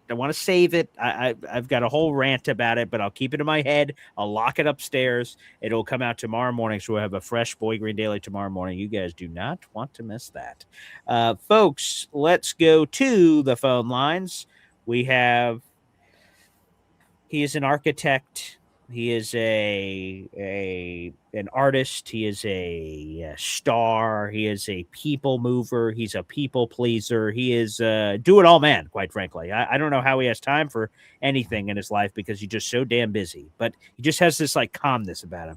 That's what the kind of calmness I want from Geno Smith, our leader. Like when I get in the huddle with this man that we're about to bring on the show, like I just feel like he has a plan and he knows what the hell is going on. That's what I need Geno Smith to be. I need him to have the leadership traits, the leadership qualities of our franchise quarterback, Lou B, Super Jets fan. What a great intro, BG. I appreciate that. Yeah, of course. I am those things, though. If you know me, I am those things. If you don't know me, it's true. Yeah. I hate those things. But good morning, guys. First of all, yesterday I was at that event with Marty, and there's like a breakfast set up, right? Great. And there wasn't that many people there. So I was like, oh, maybe not that many people. I look out the window and there was golfers everywhere. It looked like bees. They just missed the breakfast. They were ready to get it, ready to go. Yeah. And I couldn't believe how many golfers were there, to be honest with you. It was incredible. Wow. Okay. Good morning. Good morning. I am so happy that today is the beginning of season. I don't care about the past. Like, I'm a person that I look for a bad situation because that's when you can make it better. Fuck the past. The past is over. All the negative Nancy's, I know, and you guys are all my friends too. All the negative Nancy's in the chat. Friends of you guys too. I love you all. But the past is over, right? 100%. I understand the track record. Fuck that. Darren Mucci didn't have that track record. Our GM is our saving grace, period, end of sentence. If there's a hole, he will fucking fill it. There's a weakness, he will go find it. The reason why he just doesn't go sign everyone, he looks for value. He's a value guy, right? He's going to get someone that puts us in a situation to have more assets and to have more cash, spending cash in the future. And people that Lou B, measure twice, cut once. That's Darren Mucci, baby. There you go, right? Yep. And when you build it cheap, it's more expensive in the long run, right? So this guy is doing the right thing. Everyone, you have to understand, he was not the GM. It doesn't matter about the past. Fucking shit is over. Right now, we have really good players on our team. Do we know if they will be coached well? That is the question. Is there guys with talent? Absolutely. There is no way that you can take our top 20 guys and look at them as individuals and say, yeah, he doesn't know how to play football. He's going to forget how to play football because he's wearing the green and white. No, he's coming here to kick fucking ass. You have more to prove in New York. It's a big media market. These guys know they're under the radar. They know they're going to be on the fucking back of the post if they do something stupid or whatnot. They're going to give their all to the New York Jets. Neil is 1,000% right with his call. I totally agree with Neil's call. This is our year to start building. We have 3 years to strike. These guys aren't getting younger. We got a lot of older guys, and we got these new guys. And then next year we have this draft that we will be at. Period. End of fucking sentence. We have 3 first-round picks. We don't even know what Muji's going to do with this shit. No clue. So just let Muji cook. Period. The magician. Yes. The magician is the magician. I don't care what anybody says. You will not convince me that we don't have one of the best GMs in this league. This man has made incredible with what he had. Incredible trades, value, swapped, all his swaps, all his pickups, all his stuff, the value. The highest paid guy on our team is Stevens. I just saw that on Nick. That's crazy. That's insane, right? Think about the roster we have. He's the highest paid guy this year. Wow. Yikes. Yeah. So with that being said, just want to say, give up the negative shit until let's see it go negative before we think negative. That's all I'm saying. We have to. Jake is so right. We have to win game 1 because we cannot be infiltrated with all the negative Nancy's destroying us. Oh yeah, because that is gonna they're waiting. They're already negative, but they're waiting. And as soon as that happens, it's just gonna be an overflow tsunami of hate. And say, we told you he sucks. And then we're heading into that week 2 Packers game. You're gonna lose that one too. And you're like, oh Jesus, wait, stay back. But we can fight him off if we take out the Titans. We're like, look, it's different. We're 1-0 this time. Back up.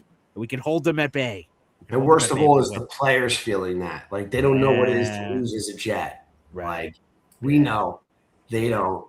So we need them to be like, wow, we made a difference. We're here. We arrived. So it's like the most important thing, right? Because when I go to the games and on the sidelines, when you see the guys that are like really upset or guys that are fighting for it, there's a big difference. The guys that are in it, keeping guys going, and guys that are just like going to work. You need them to feel they're in it. It's so important, and I cannot wait for this season to start. I can't wait for camp. We're going to be there on Saturday. Yes, I'm going to see you there, buddy. Yeah. Meetups, and I can't fucking wait for Tennessee. I cannot wait till our first Jets chant with Fireman Ed leading the chant to our new team. I was with him yesterday. He's ready to go. And he's sitting in the 110 section with us, which is going to be amazing. Oh, yeah, cool. So we are going to light that fucking stadium up. I promise. I have made sure that a lot of people are going. I have recruited so many Jet fans, and I got them coming. We're going to have over 500 people at Barstool on Saturday. Oh, my gosh. And that's all you need is 500 gladiators in that stadium. We'll fucking take them all out of New York, all of them. Yes. That's what we're going to do. Let's go. Luby, you're the king. I can't wait to acknowledge you on Saturday. Let's go. Fucking go. There he is. Luby, baby. And look at this. He was talking about Fireman Ed, huh? He's talking about a little Fireman Ed action, huh?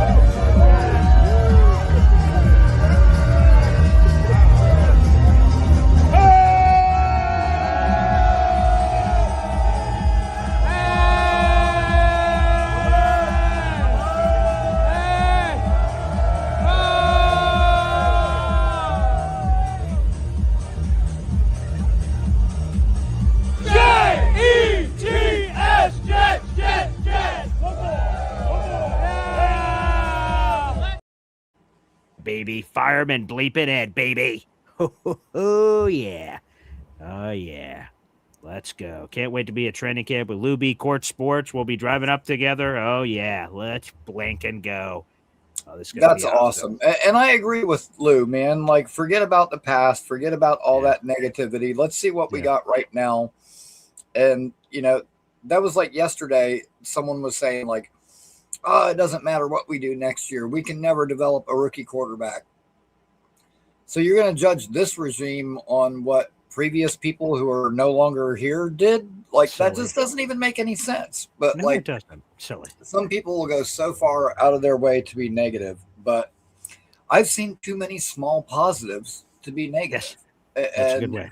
The main one is all these guys, every single one they talk to, they want to be here. They want to be part of this, and they want to play for Aaron Glenn. So until I see otherwise, I'm along for the ride, man. All right, let's get some super chats in here. Rob Daniels, baby, with a $5 super chat. Every time I get a super chat, we hear from my daughter, Zarila. Wow. All right, thank you, Rob Daniels. Let me give you an updated number here. You are $15 away from another raffle ticket. You lead our pack with 9 raffle tickets. You've been killing it, Rob. Nice. He says that hey man, he's killing it. I love Rob. I hopefully wins. Good luck to him. A lot of people are competing for this thing, so Rob, it'd be great to hang out with you, man. The Jets are going to surprise a lot of people. Can't wait. Let's go, man. The Veterans Report today.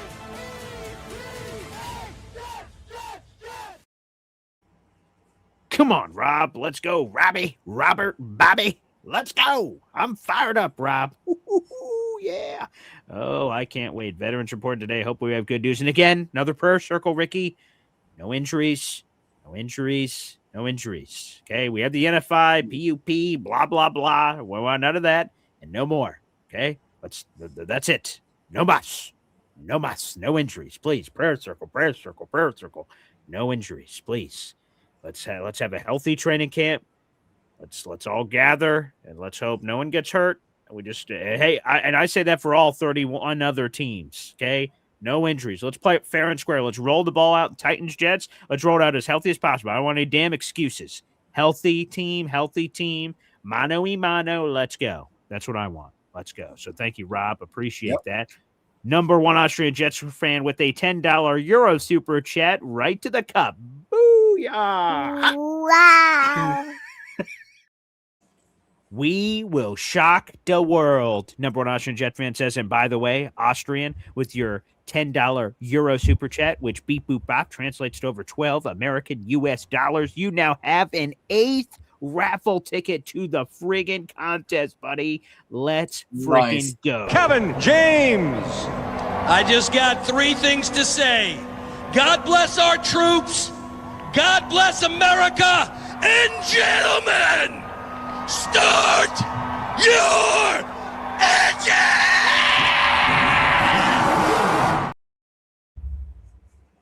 Rob Daniels is in first place with 9 tickets. Izzy Jet 732. Izzy. Oi. Is tied with number one Austrian Jets fan with 8 raffle tickets. JR327 is in third place with 7. And then we have Mac, Mahar Khalil, and NC Green with 5 raffle tickets. And then rounding out the top 5 is Damian Miller and Hop on Pop, who each have 4 raffle tickets, respectively. That's the top 5, but everyone who's in the contest, whether you have 1 raffle ticket or 1,000, are all in the scrolling ticker, and I'm keeping track of it on the Excel sheet behind the scenes. So keep stuffing the ballot box, baby. You guys have a few more days to punch in your tickets of activity. Appreciate that here on the show. I'm fired up, and hopefully that energy is infectious to those out in the audience. Let's give a couple of shout outs here. And also, I wrote down a few because Neil went on this rant and said a lot of things. So he had a few questions for us. So I wrote them down because we didn't have time to answer them in the middle of his talking. So I wrote down a few, Neil. So we'll circle back to me and Rickie. We'll answer a few of those for you. I want to make sure I do that. Shout out to Court Sports, baby. She says, can't wait to see the ball in the air after last season. So, yes, me and Court Sports will be there at training camp. She'll be doing all kinds of great coverage as she does on our Instagram and YouTube and everywhere else. Court Sports, show her some love. That'll be awesome to be hanging out with Court and Lou B and Asmaniacs and Chef Kevin Gilbert and everybody. That'll be great. One thing... well, first off, I see JR327. Can you imagine if we have our franchise quarterback in Cade Klubnik? Can you imagine? If I had 30 for 30 music for ESPN, I'd play it right now. The soft piano. What if I told you that the Jets found their franchise quarterback? What if I told you the Jets, like the Cowboys with Dak Prescott in the 4th round, or Washington with Kirk Cousins in the 4th round, or Brock Purdy with the last bleeping pick in the draft, they find their guy when they weren't even looking? And they just sort of stumbled into it. What if the Jets stumbled into their guy? What if that's how we found our franchise quarterback? The unlikeliest hero is not the hero we wanted, but the hero we needed. What if, JR327, you want to know something? I like the cut of your jib, pal, because I want to see plenty of some Cade Klubnik action in the preseason. We're going to see plenty. To be honest, and again, this is what the words that are about to come out of my mouth are pure speculation because we haven't heard from Aaron Glenn yet. And I don't even know if this question is going to be asked tomorrow. It's probably going to be asked later because he's going to speak like 3 or 4 times every week for every week moving forward. But like, what's the plan with Geno Smith? Are you going to play 35-year-old Geno Smith in preseason? Maybe for a drive or something, but like not much. Yeah. And then I think Cade's going to be getting the bulk of the reps, which will be his opportunity to make mistakes, make successful plays, hopefully look like this is a guy who had 40 starts in college. Show some of that experience in the preseason. Show that you could get a huddle together. Show you can show some pace. Like, guys, let's get to the line of scrimmage. Let's call up the mic. It's sort of vanilla schemes in the preseason. There's not a lot of game planning, so there shouldn't be a lot of exotic things that are thrown at you to the level that you'll see in the regular season. So Cade, being a smart guy, can he diagnose, man zone, get some motion going on? Oh, here's what we have here. Here's this situation, that situation. But yeah, what if, Rickie New York, can you take your mind to that place? Can you visualize a franchise quarterback already being apparently, potentially, possibly on the Jets roster, man? I don't know if I can go that far with it, but I certainly hope that, he's successful. And at worst, I mean, if we've got our long-term backup that's reliable and good and a solid player, I'll take that. because I mean, we saw how many quarterbacks got hurt last year around the league and how many we went through ourselves. So, I mean, having a quality backup is important as well. So, yeah, I don't know if I would go that far. But that being said, yeah, he's going to get a lot of opportunity in the preseason. And, dude, if you can't go out there and carve up third and fourth stringers, then you're probably not the long-term answer. But I'm curious to see how he does. I think he'll do well. And hey, I mean, you never know. Like, you know, we have to see. I like him. I think he's a really good player. I think he's a really underrated pickup for us. I don't think a lot of people are giving him enough credit. You know, prior to last season, and it's so weird, but you know, NFL football in general is what have you done for me lately? And just like everyone's ready to write Geno off after a bad year in Vegas, you know, Lubnick had one bad year, and you know, he went from being, you know, arguably, you know, a top quarterback pick, you know, being like a fourth rounder, but he didn't forget all that football knowledge. Like, he didn't forget that ability. He had a crap offensive line. The defense sucked. You know, he had two different injuries that he tried to play through, and like it was really one of those anything that can go wrong type situations. And so I can't put it all on him, but we're gonna see. And you know what? He was already banged up a little bit in minicamp. So can this guy stay healthy? That's another question. So but I am real anxious to see him, and you know, I'd like to see him maybe get a little bit of a run with our starting receivers. Which, by the way, man, real quick, I'll make it fast. But talking about what Neil was saying about weapons, when is in the last 30 years? When's the last time we had a first and second round tight end on the roster at the same time? So our only chances, right? So if you're going to play this game, the only chances is going to when we've had a first round tight end before. So the only last one was Dustin Keller in 2008. So then you got to look at depth charts from 2008 to when he left for the Dolphins. And see if we ever just randomly added. I will say this. You know, if you're expanding the search or refining the search to a first or second round pick drafted by the Jets at tight end, that list is like, we're going back a long time, if ever, to have that. If we're just going to a former first round and a former second round pick happen to be on the same roster at the same time, there is a chance that some former second round pick was a Dustin Keller backup during that run, but I don't know who that is off the top of my head. But no, to your point, which I'm assuming is your point, that like that just shows you the unique situation the Jets are in at the tight end position. Right. And when is the last time in the last 30 years the Jets had two first round wide receivers and a second round wide receiver on the roster at the same time? That'd probably be never, I would imagine. That'd probably be never. Like, I mean, dude, the weapons that we have now, and we have both, you know, the tight ends and the receivers all at once. So that's a good problem to have, man. Like,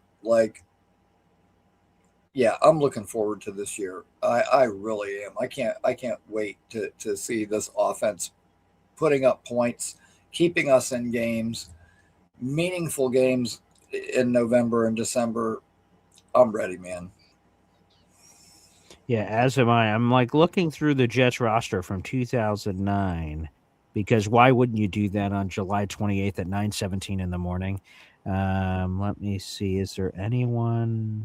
Okay, Dustin Keller. Oh, Matthew Mulligan. Oh, I hated that guy. Oh my God, that's one of my most. I'm going to be out. That's my most hated Jet of all time as I'm looking through this list. Matthew Mulligan, that freaking penalty bastard. Oh God, I've had nightmares about Matthew Mulligan, the main tight end, 6'4". Ugh. God. Oh, God. He just annoyed the blank out of me. So, no, I think you're right there, Rickie. I don't believe that it's happened. I don't know if you meant to send me on a trivia chase, but yeah, Matthew Mulligan, that bastard. Oh, I hate Matthew Mulligan. Oh, if I Oh, whoa. Oh boy, if I could hit someone with a rock, oh, it would be Matthew Mulligan, that freaking guy. Oh, God. Yeah, there you go. There's a rant in 2026. Matthew Mulligan's catching strays. He's like living his life and, catching crabs or something on a boat off the shore of Maine. And I'm just yapping about him on a Jets Daily podcast. That's neither here nor there. I see some more comments here. Indy Jet says, hey, BG, would it be possible to do some live tailgate coverage? And I'm assuming you're talking about like a Boy Green Daily or something. What I want to do with my tailgate that we're doing this year for the second straight year of me hosting it and putting it together with James Woody, I want to make it better every year. And there's a lot of cool things we're going to be doing this year that are going to be special. And so I don't believe it's going to happen this year unless something surprising happens, Indy. I'll let you know. I don't believe it's happening this year, but it's on my docket. I see other podcasts, they host tailgates, they do a show. I'll have to make sure my hotspot is fully equipped for that particular occasion, because I'll tell you, here's a story. I did my show before Boy Green Daily. It was called The Jet Zone. I did that show on terrestrial radio here at WNYO 88.9 FM. The Jet Zone podcast was a 5-day-a-week podcast for 2 hours every day. I did it on the radio, which was beautiful, and I'm very blessed I had an opportunity to do that. It was called The Jet Zone. It was a Jets podcast. And I took that show on the road. Gotham City Crew invited me and my co-host. I mostly did that show solo, but for a period of time, Ty Butler, who's now at ESPN New York, we were co-hosts together for The Jet Zone when he was an intern at ESPN Syracuse with me when I was a producer. And we became friends. We're both Jet fans. And so we co-hosted some Jet Zone shows from the radio station. And then Gotham City Crew, the Jets opened up against the Bengals a bunch of years ago to start the season. It was in the Leonard Williams era. And Gotham City Crew invited us out. And we did the Jet Zone live from the parking lot. And it was sort of a mess, to be honest, the Wi-Fi situation, how we did it. We sort of hem and hawed it. People that were there enjoyed the random show that we did together, but it wasn't refined. So I have to make sure I have to have all my P's and Q's and equipment and everything. But Indy, that is something that's definitely been on my docket, thinking about it. But like anything, I want to make sure I execute things masterfully if I'm going to do it. I want to make sure I do it well. So TBD, my friend, but that's on my list. That's on my list, and I'm open to opportunities. If you guys go to tailgate for the first time this year, things you think can be improved, I want to constantly improve it for sure. We have a $10 super chat coming in from NC Bleepin' Green, baby. Let's go. Yeah. Wow. Let's get an escalator, Jets chant.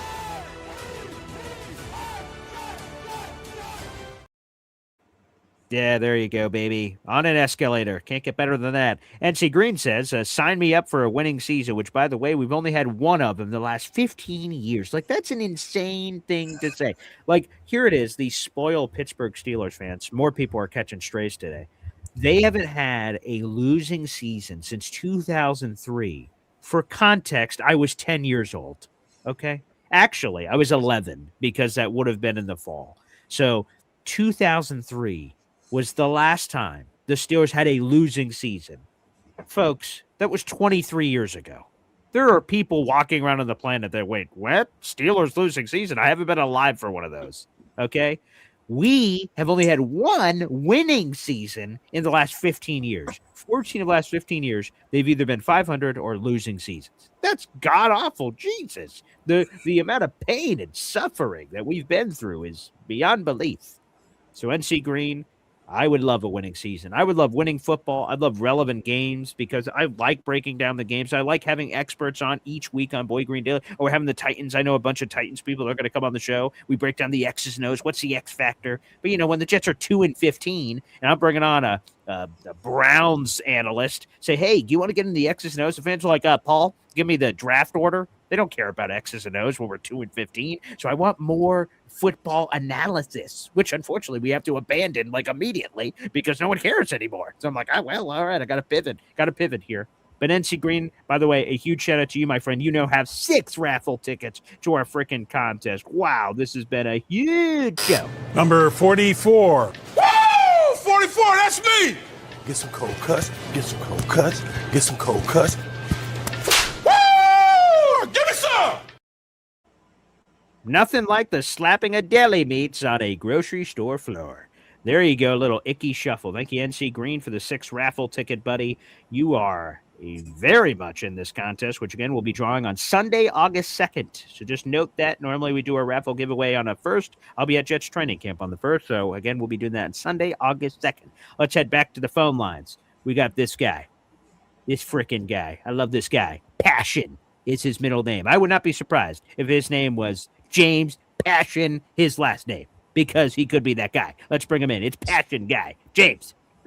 You are the king of introductions, my friend. I don't deserve it, but yeah, my last name's Conzo, so yeah, James Conzo. Passion Conzo. There you go. Okay, Passion Fruit. I love that. Great. Hey, listen, boys. Good morning, BG. Good morning, Ricky.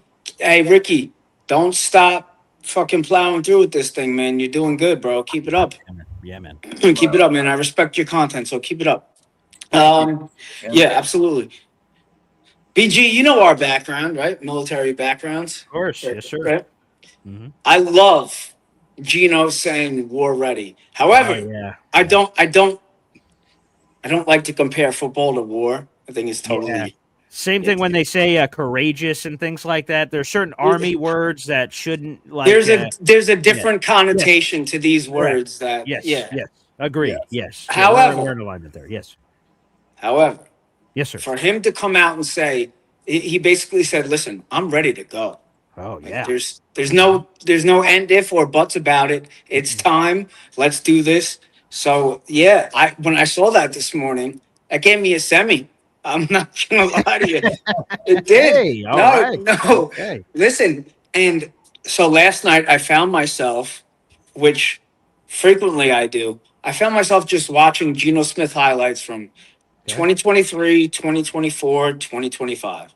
And the biggest thing I took away is no matter what the offensive line situation is, the weapons on the outside or tight end or any type of back he's worked with, one thing he's not scared to do is pull the trigger. And he's gonna do that. He's gonna sling it. He's not afraid. He's gonna throw the ball all over the yard. It may be good, it may be bad, but I would much rather. I think I heard Neil say, "Yeah, I'd much rather take the risk than not take it at all." Right? Yeah, it's like better 100%. to have loved than never to have loved at all. Exactly. I want to live. I want to live life, la vida loca. If Geno gives me a couple interceptions, then damn it, so be it.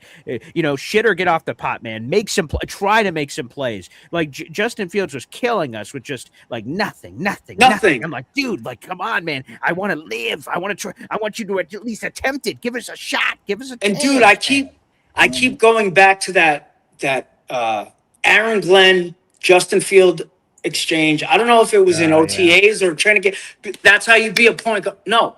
I want a point guard, but I want an aggressive point guard. Yes. I want someone that's looking to score, not just facilitate the ball around the outside. Like I need somebody that's going to push the envelope, and I think I think that's Geno. But if you had to throw a stat line out there, both of you, what would you say? Yardage, touchdowns, interceptions.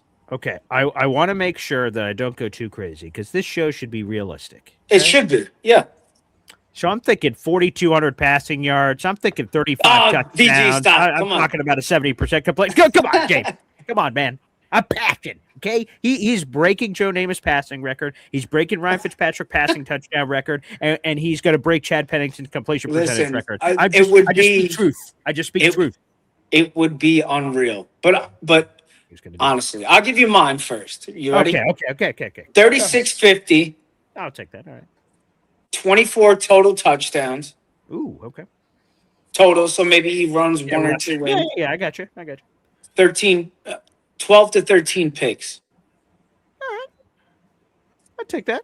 That's nice. 2-to-1 ratio, yeah. Yeah, I love a 2-to-1 ratio. That's spectacular. Yeah, especially with what we've been getting. So, yeah. Am I on the limb here, Ricky? You there?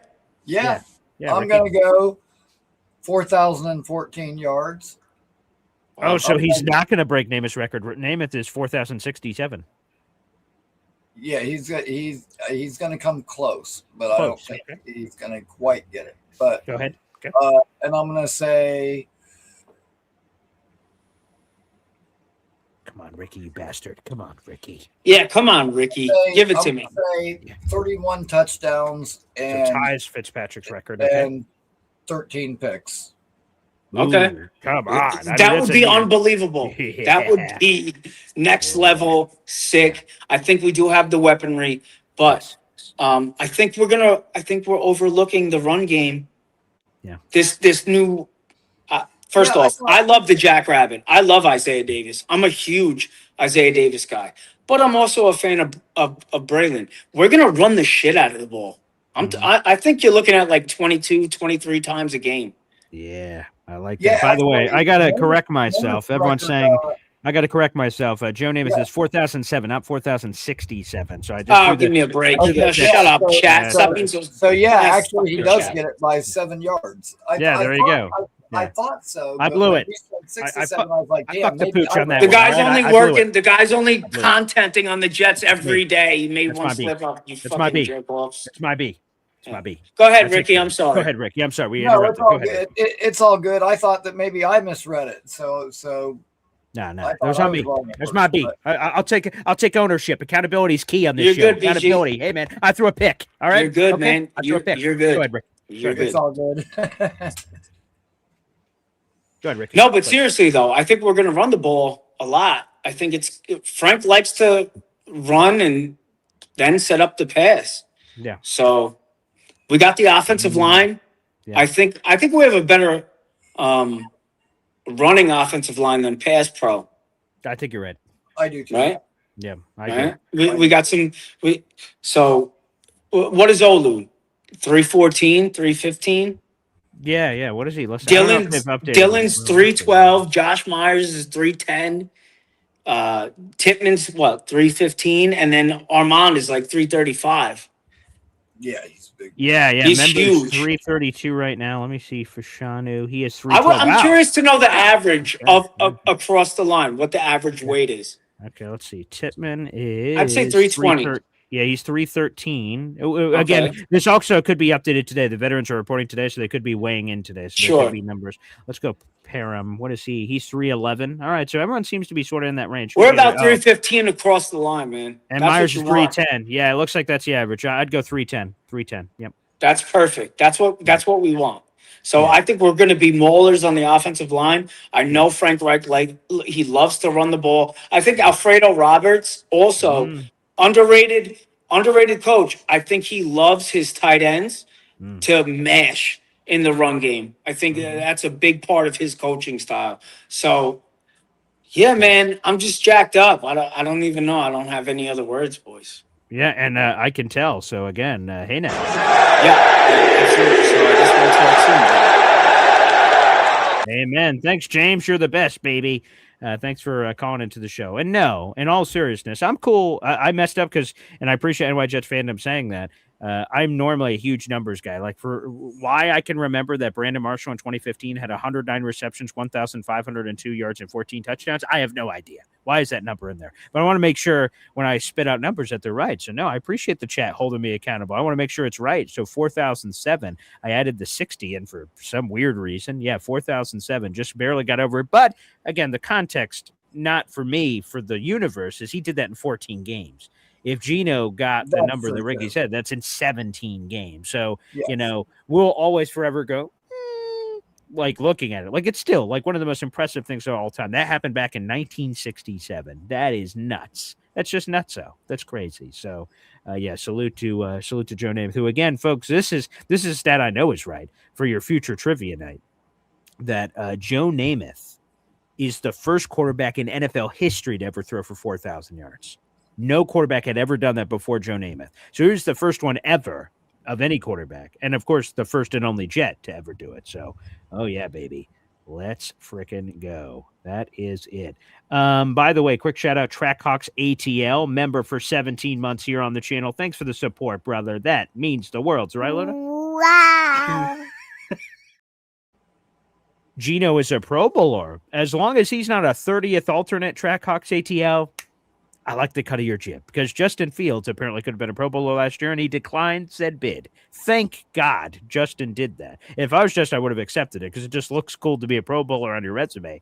But I'm glad he said no because then the next time, whoever, Cade Klubnik, CJ Carr, Arch Manning, whoever is our next quarterback, if he's not on the roster and he's a Pro Bowler, we will look up the stats, go, wow, he's the first Pro Bowl quarterback since Justin Fields. What the? So thank God we don't have to say that because that didn't happen, thankfully. But yes, give me a Pro Bowl season from old Geno. That'd be awesome. We haven't had that kind of elite quarterback play in a long time. Brett Favre at the beginning of that 8-3 season in 2008 was spectacular. Ryan Fitzpatrick, of course, in 2015 had 31 touchdown passes. That was pretty cool. But yeah, man, let's get our blank together. That's for sure. Wow. I mean, what a fun show, Rickie. This was awesome. Thank you to the 400 people in the room. Make sure you guys like the video. We have 100 of the 400 watching on YouTube right now. Yet we don't have 100 likes on YouTube. So please, folks, hit that like button. Make that a part of your routine when you watch the show. This show is every single day at 7:30 in the morning. However, that is changing on Saturday, moving to 7 a.m. Eastern time. It'll be Saturday and every day moving forward. So I don't want to confuse people because this new job I'm picking up is only Monday through Friday. So technically I could do different time shows, but I think that'd be incredibly confusing. So again, it will be 7 a.m. every day moving forward, starting this Saturday, August 1st.